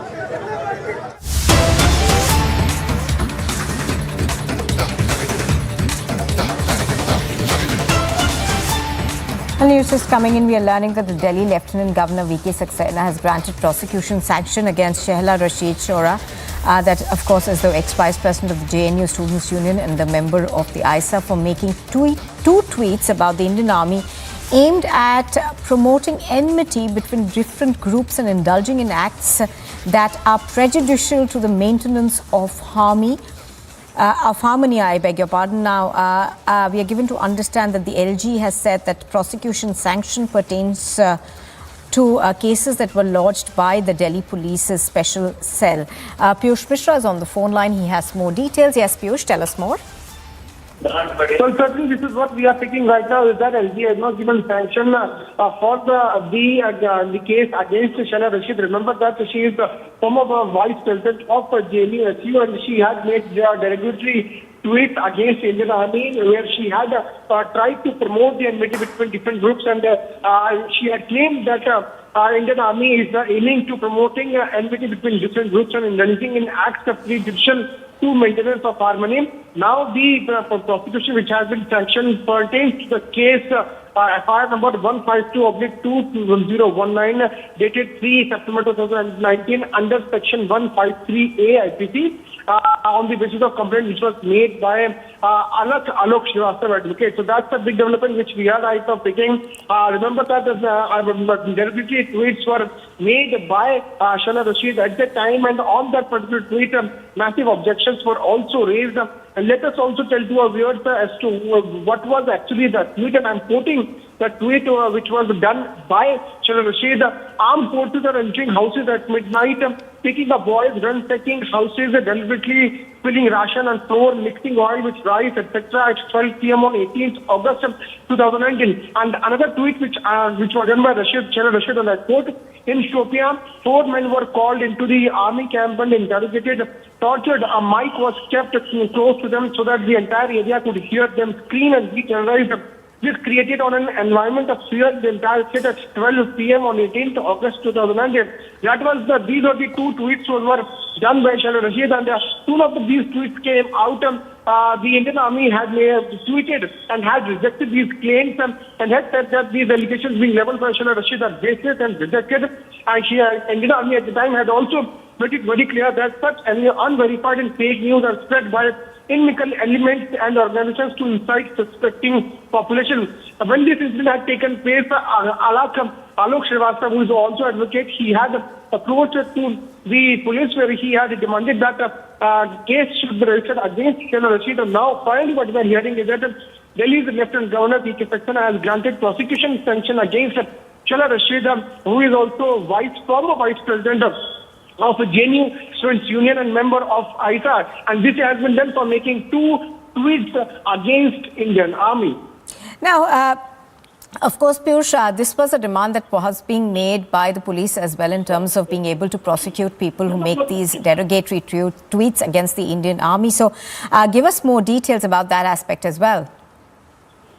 Well, certainly these tweets were aimed at spreading enmity among the communities, and this was basically aimed at promoting enmity between different groups, and it was also being done, as a prejudice at the part of Shehla Rashid, and that is why Advocate Alok Shrivastava had approached to Delhi court, and he had demanded that Shehla Rashid should be prosecuted under FIR number 152/2019 under section 153A IPC of Indian Constitution. At that time itself, it was also said that the case should be looked into, and LG has taken a lot of time. In fact, LG had the competent authority has also approached to LG for getting a sanction as far as prosecuting Shehla Rashid is concerned. Now what we are hearing is that the Lieutenant Governor of Delhi has given a prosecution to prosecute, given a sanction to prosecute Shehla Rashid under these very sections. We'll have to wait and watch how the investigation in this case would further continue. But there is a tweet were made by Shehla Rashid, and like we told to our viewers as to how it had hurt the sentiments of Indian Army, and Indian Army on that very day itself had come out very clear and categorically rejected these baseless allegations those were leveled by Shehla Rashid. All right, Piyush Mishra, of course, is bringing us the details of the decision that has been taken by the Delhi Lieutenant Governor. Do remember that Delhi's Lieutenant Governor has now allowed for prosecution against Shehla Rashid. She, of course, is the ex-Vice President of the JNU Students Union. Now, Piyush Mishra continues to bring us more details on this. Piyush, give us more details, of course, of the case also that was filed by the citizen asking for prosecution to be allowed for. Well, Nupur, we have also accessed an official letter. In fact, this is suggesting as to how the Home Department of National Delhi has in its observation on file has observed that the nature of case, location to which the tweets refers and making false allegations against the army makes it a serious issue.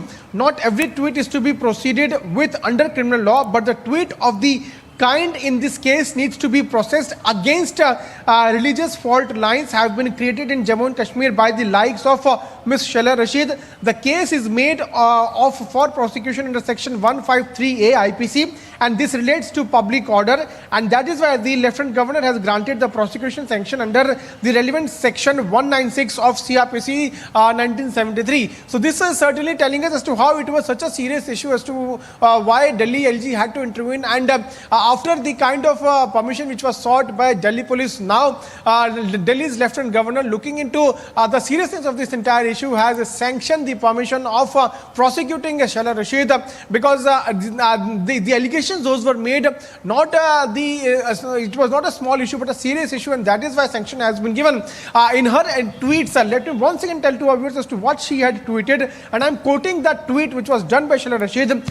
Armed forces are entering houses at midnight, picking up boys, ransacking houses, deliberately spilling ration on floor, mixing oil with rice, etc. at 12 p.m. on 18th August 2019. And another tweet which was done by Shehla Rashid, and I quote, in Shopian, 4 men were called into the army camp and interrogated. A mic was kept close to them so that the entire area could hear them. Right, absolutely. Stay with us. Stay with us, Piyush. I'm also going to get across to our political editor, Aishwarya Kapoor, who now joins me on the phone line. Aishwarya, this, of course, is seen as a very important move, allowing for the prosecution of Shehla Rashid. Now, we were just referring to the tweets that she had made against the army.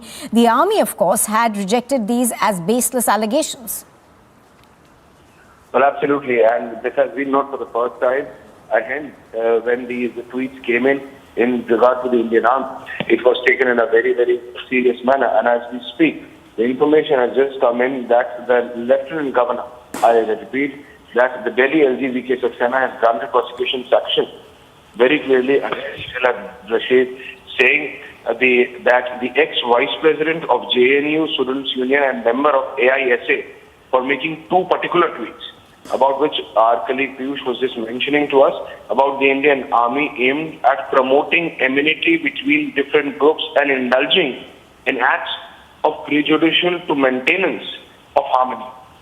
And this is something which we as India can accept. But then Shehla Rashid, for her ulterior political motives, made such tweets, which were in bad taste for sure, but were also against the Indian Army and then against the state of India in turn. And hence that has been taken very, very seriously. And now the Delhi LG has given the permission to persecute the ex-Vice President of JNU Students Wing and the ISA. So very clearly now action will proceed after LG giving the sanction. Absolutely. Now, Aishwarya, of course, there has been a lot of criticism in terms of these tweets that Shehla Rashid made. And the Indian Army, of course, did come out immediately and say that these were baseless, that they were not backed by facts at all. So in those terms, those tweets were always very, very questionable.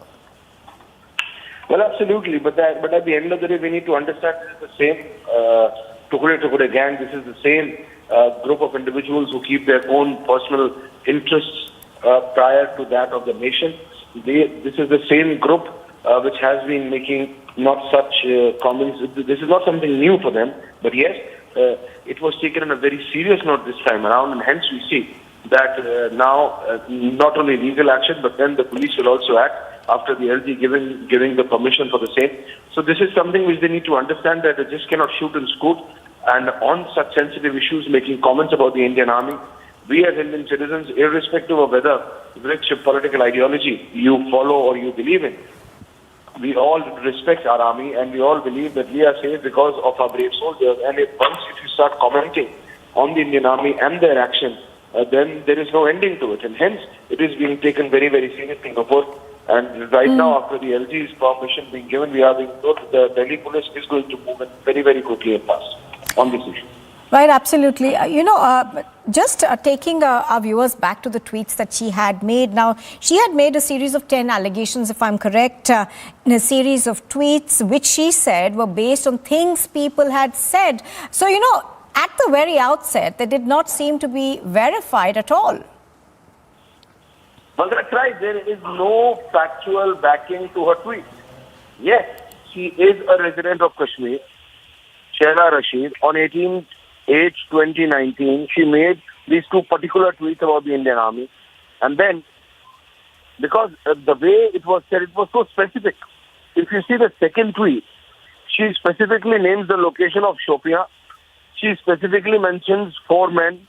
She says that in Shopia, 4 men were called into the army camp and interrogated in brackets. She mentions tortured. So she is saying that the Indian Army tortured.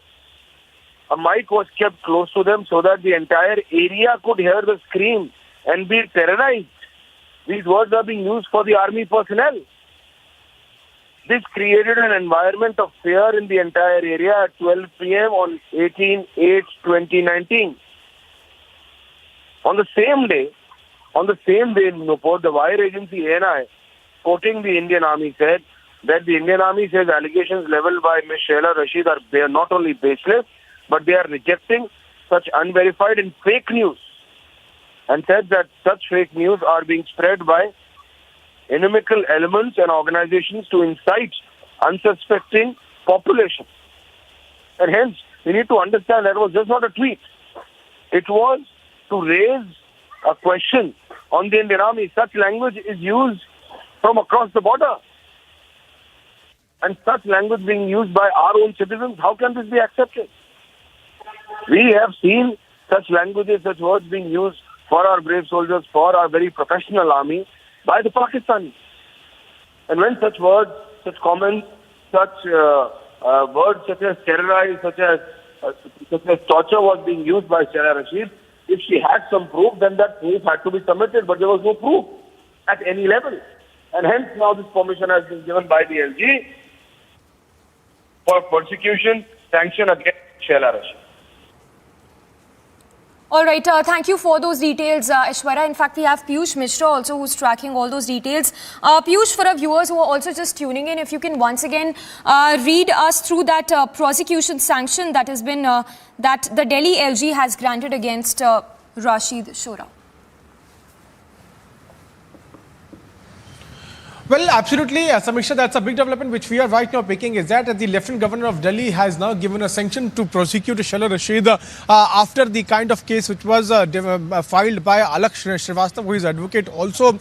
In fact, he had demanded that she should be prosecuted under stringent sections. And now looking into the demand which was put forth, government of Delhi under the leadership of Delhi Lieutenant Governor has now given sanction to that. And let me read out a very important point and that has come from our sources within the LG office where it has been mentioned, and I am quoting from the Home Department how it has seen into this entire thing.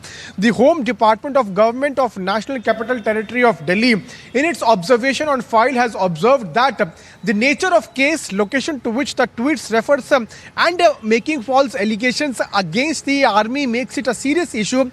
Not every tweet to be proceeded with under criminal law, but the tweet of this kind in this case needs to be processed against religious fault lines have been created in Jammu and Kashmir by the likes of Ms. Shehla Rashid, and the case is made of for prosecution under section 153 IPC, and this relates to public order, and that is the observation which has been made by Home Department, where it is categorically mentioning that such issues cannot be taken lightly because these are serious issues.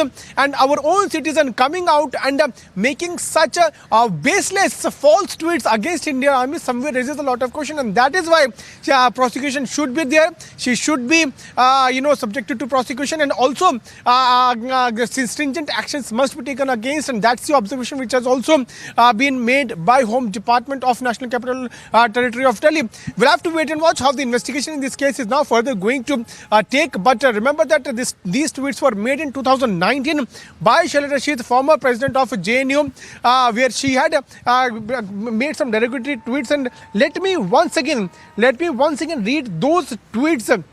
Those were, tweeted by Shehla Rashid, and I'm quoting from these two tweets. And remember that after these two tweets, Indian Army on the very same day had rejected these claims of Shehla Rashid, and I'm quoting these tweets. Armed forces are entering houses at night, picking up boys, ransacking houses, deliberately spilling ration on floor, mixing oil with rice, etc. At 12 p.m. And this was tweeted on 18th of August 2019. And there's another tweet which I am quoting, which was done by Shehla Rashid. In Shopian, 4 men were called into the army camp and interrogated, tortured. A mic was kept close to them so that the entire area could hear them scream and be terrorized. This created an environment of fear in the entire area. So look at the kind of language and look at the kind of baseless allegations those are being made by Shehla Rashid. And on the very same day, Indian Army through a wire agency ANI had sent out a clear message and had rejected these baseless claims being made by Shehla Rashid. We are also hearing about the quote which was given by Indian Army. Indian Army had tweeted and had said that Indian Army says allegations leveled by Shehla Rashid are baseless and rejected. Such unverified and fake claims were spread by inimical elements and organizations to incite unsuspecting population. So we can clearly see as to how it was a trend at the part of Shehla Rashid to spread a misinformation, a fake and baseless information, to which was rejected on the very same day by Indian Army. Now prosecution sanction has been given by Lieutenant Governor of Delhi. We'll have to see how Delhi police is further going to move ahead and investigate the entire case, but the sanction has now been given to prosecute Shehla Rashid under section 153A. Samiksha. Yes, Piyush, stay with us. And, also talking about the lobby here that lobbied for Shehla Rashid way back in 2019. If you can talk to us about the kind of support she garnered, even though she promoted enmity, right? Absolutely clear from the tweets that she had put out way back in 2019. Well, absolutely. There's a lobby which always comes out and supports the likes of Shehla Rashid. Earlier, when this incident took place of attack on JNU students there inside the JNU, at the time also CCTV footage had come out as to how Shehla Rashid was indulged in that. In fact, she was promoting people to attack these students there. At the time also, lobby had come out in complete support of Shehla Rashid. In fact, in this case also, we are seeing how lobby is most likely to come out and support Shehla Rashid. And when this incident basically had taken place, when she had made these tweets, at the time also entire lobby had come out and they supported Shehla Rashid. We'll have to see how this lobby is now going to look into this, because it is a very important observation which has been made by Home Department. Lieutenant Governor, while sanctioning for prosecution to Shehla Rashid, has mentioned as to how it is not a small issue. It is such a serious issue that needs to be investigated, and that is why sanction has been given. Baseless and false statements, those were made by Shehla Rashid, that now needs to be countered, and that is why we are seeing sanction has been given. Delhi police is further going to investigate the entire case. But this is not the first time that the likes of Shehla Rashid have come out and made such baseless allegations. We have seen earlier also as to how people from who are part of, in fact, lobby, they have come out and have leveled multiple times serious allegations against Indian Army, and we have also seen how Army coming out and rejecting these claims. But as far as these two tweets are concerned, these two tweets were completely false. It had no base, and that is why on the very same day Indian Army had come out and rejected these allegations. In fact, at the time itself, Alak Shrivastava, who is also advocate, he had approached to the local authorities and he had demanded that FIR should be registered against Shehla Rashid. Now what we are hearing, that LG has given a sanction for the prosecution. We'll have to wait and watch how Delhi police is further going to investigate the entire case. Yes, stay with us, Piyush. We also have, we seem to have lost that connection with Rashid Ali. But just for our viewers who are tuning in, a prosecution action sanction that's been ordered against Shehla Rashid by VK Saxena. In fact, this prosecution sanction in which says, in fact, the Delhi LG has granted prosecution sanction against the ex-vice president of JNU Students' Union and members of the AISA for making two tweets about the Indian Army that were aimed at promoting enmity between different groups and indulging in acts prejudicial to maintenance of harmony as well.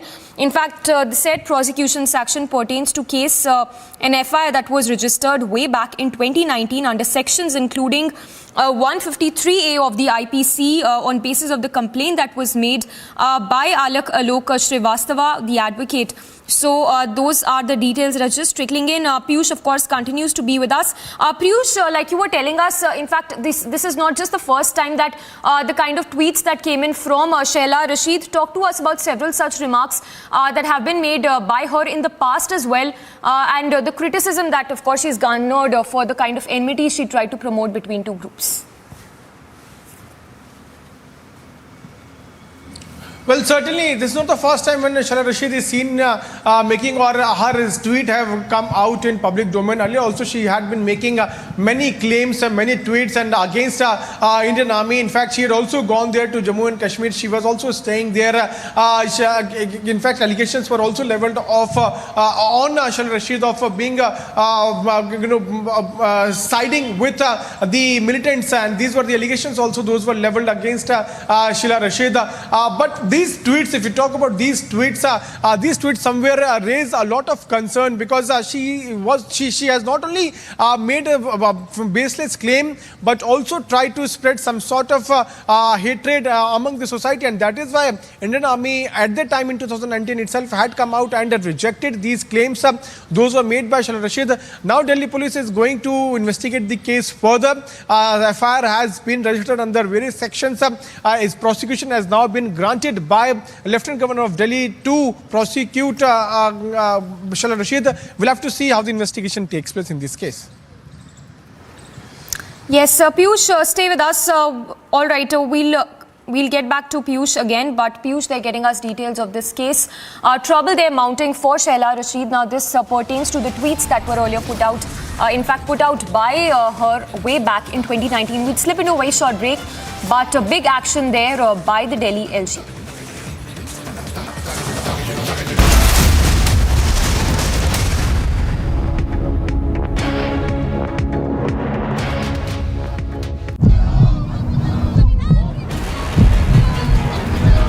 Dramatic pictures of this protest, which is right now underway in Delhi, right in front of Aam Aadmi Party headquarters. These workers have now been stopped by Delhi police. Remember that this protest is taking place against the alleged attack which took place on Aam Aadmi Party councillors. This is what they are claiming.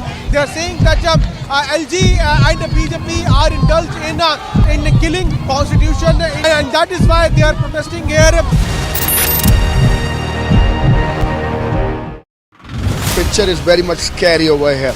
Every house is having the cracks, even the roads are having the cracks. I'm moving toward these particular houses. In each and every house, let me tell you, there is a crack, and this has been marked. They have been told specifically there is no other option but to leave now. These kind of mark has been already put in air by the administration that these are the property which is affected now, and these people have been asked specifically to leave.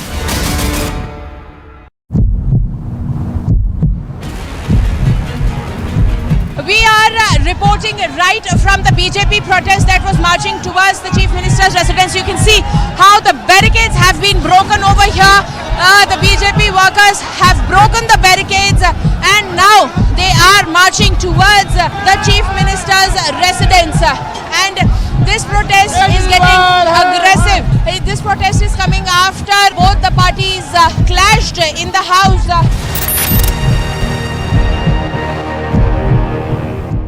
It is only the Republic Media Network's non-stop campaign, Arrest Shankar Mishra, is a national demand. Sir, what you negligent? Sir, you didn't perform your duty. Sir, what exactly? Sir, you guys didn't fulfill your duty. Why are you not in your process? Why are you not in your process? Why are you not in your process?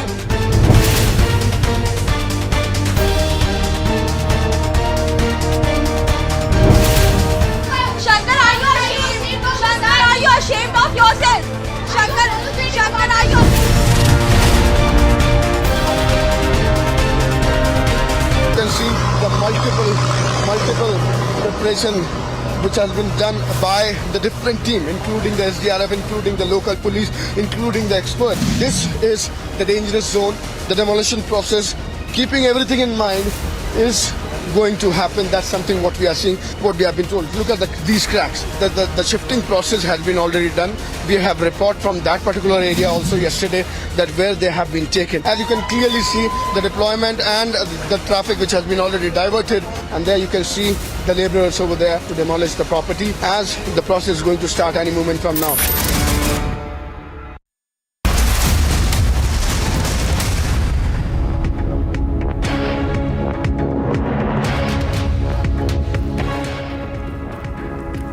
All right, thanks for staying tuned to us. We're tracking the latest on that is coming in. This one in relation to the trouble that is only mounting for Shehla Rashid. The latest we're given to understand that the LG has sanctioned a prosecution notice against Shehla Rashid.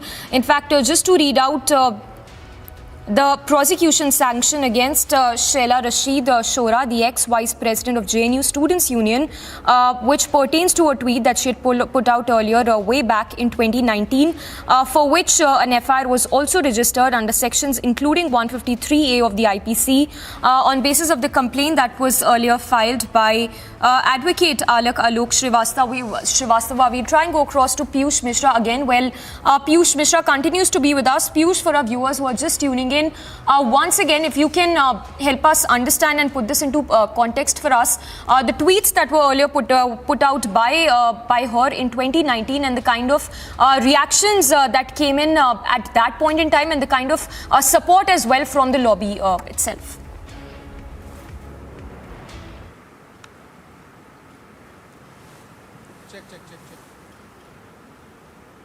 Well, Samiksha, if you talk about this entire case, in 2019, Shehla Rashid had come out and she had tweeted a few baseless tweets against Indian Army, and I'm quoting these tweets. Armed forces are entering houses at night, picking up boys, ransacking houses, deliberately spilling ration on floor, mixing oil with rice, etc. at 12 p.m. on 18th August 2019. And the another tweet, and I'm quoting, in Shopian, 4 men were called into the army camp and interrogated, tortured. A mic was kept close to them so that the entire area could hear them scream and be terrorized. This created an environment of fear in the entire area. Now, what is the development here in this case is that when this incident had taken place, when these tweets were made at the time itself, Indian Army had rejected the claims those were made by the Shehla Rashid and had said that there is no such thing. In fact, FIR was also lodged after these tweets were made by Shehla Rashid. After this very short break, we will be getting more details as Delhi police now going to investigate the entire case after the sanction which has been provided by Delhi's Lieutenant Governor into this entire case. Stay tuned for all the updates.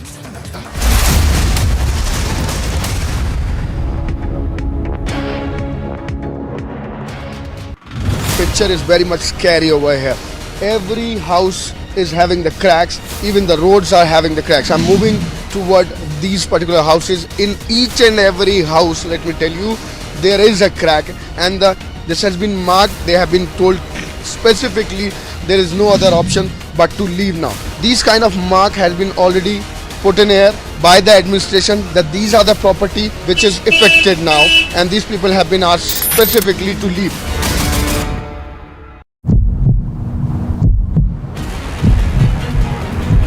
We are reporting right from the BJP protest that was marching towards the Chief Minister's residence. You can see how the barricades have been broken over here. The BJP workers have broken the barricades and now they are marching towards the Chief Minister's residence. And this protest is getting aggressive. This protest is coming after both the parties clashed in the house.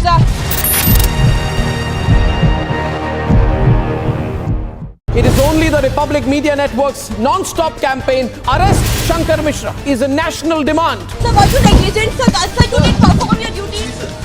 Sir, what exactly? Sir, you guys didn't fulfill your duty. Why are you not in your process? Why are you not in your process?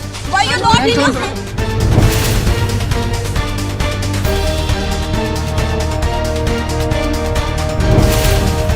Shankar, are you ashamed? Shankar, are you ashamed of yourself?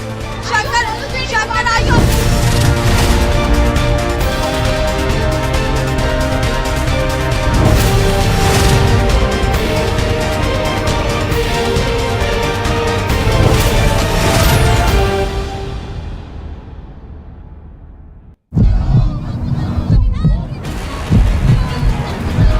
Dramatic pictures of this protest which is right now underway in Delhi, right in front of Aam Aadmi Party headquarters. These workers have now been stopped by Delhi police. Remember that this protest is taking place against the alleged attack which took place on Aam Aadmi Party councillors. This is what they are claiming. They are saying that LG and the BJP are indulged in killing constitution, and that is why they are protesting here. Picture is very much scary over here. Every house is having the cracks, even the roads are having the cracks. I'm moving toward these particular houses. In each and every house, let me tell you, there is a crack, and this has been marked. They have been told specifically there is no other option but to leave now. These kind of mark has been already put in air by the administration that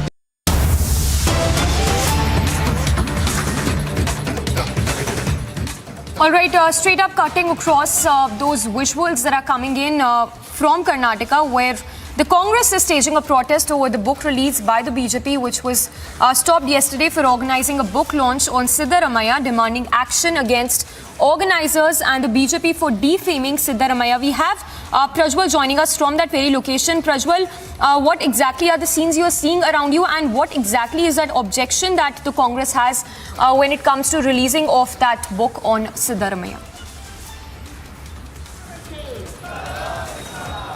Now, Samiksha, no matter what, even though that this book release event has already been stalled now, the Congress is crying foul over the fact that Siddaramaya's image has already been defamed by the BJP, and they were indirectly giving support to the organizers of this, because the BJP earlier had distanced themselves from this book launch event. I want to take you to the visuals over here where you are seeing that, Mr. Ramlinga Reddy, senior most Congress leader and the former Home Minister of Karnataka, taking part in this particular protest, and they are calling out, slogans against many leaders of the BJP mainly, and they're also stating that Siddaramaya's government was a clean government, a neat government, and they provided transparent governance as well. But why is Siddaramaya being defamed, and why is he being targeted is something which is now being questioned by the Congress here, and they're also shouting out slogans against C.T. Ravi, the Chikmagaluru MLA as well, and they have gone on to say that the BJP in the upcoming polls will be wiped out of Karnataka, because the people clearly know about the corruption that is taking place. And meanwhile, even though the book has not been released, we're also getting more information that on social media platforms and also on WhatsApp groups as well, it is now being learnt that there are images of Siddaramaya being circulated along with the derogatory messages against him, which cannot be taken in a good steed, is what the Congress is claiming now. We're also seeing Ramlinga Reddy going on to address, Ramlinga Reddy also going on to address the protesters who have already arrived here in large numbers. They're going on to state that they will go and Gerav, the Chief Minister's residence, out here on Racecourse Road. Over to you, Samiksha. So stay with us, Prajwal, and if you can talk to us more about this book, because we understand that the BJP has drawn a comparison between Siddaramaya and Tipu Sultan.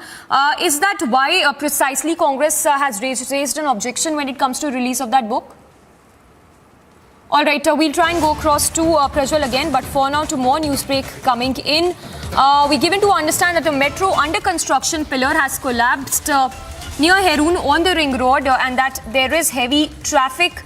There are traffic snarls being seen in the area. The first visuals also coming in this hour of this metro under construction pillar that has collapsed. We're also given to understand that mother and daughter who were on a bike have been injured, have been hospitalized as a result.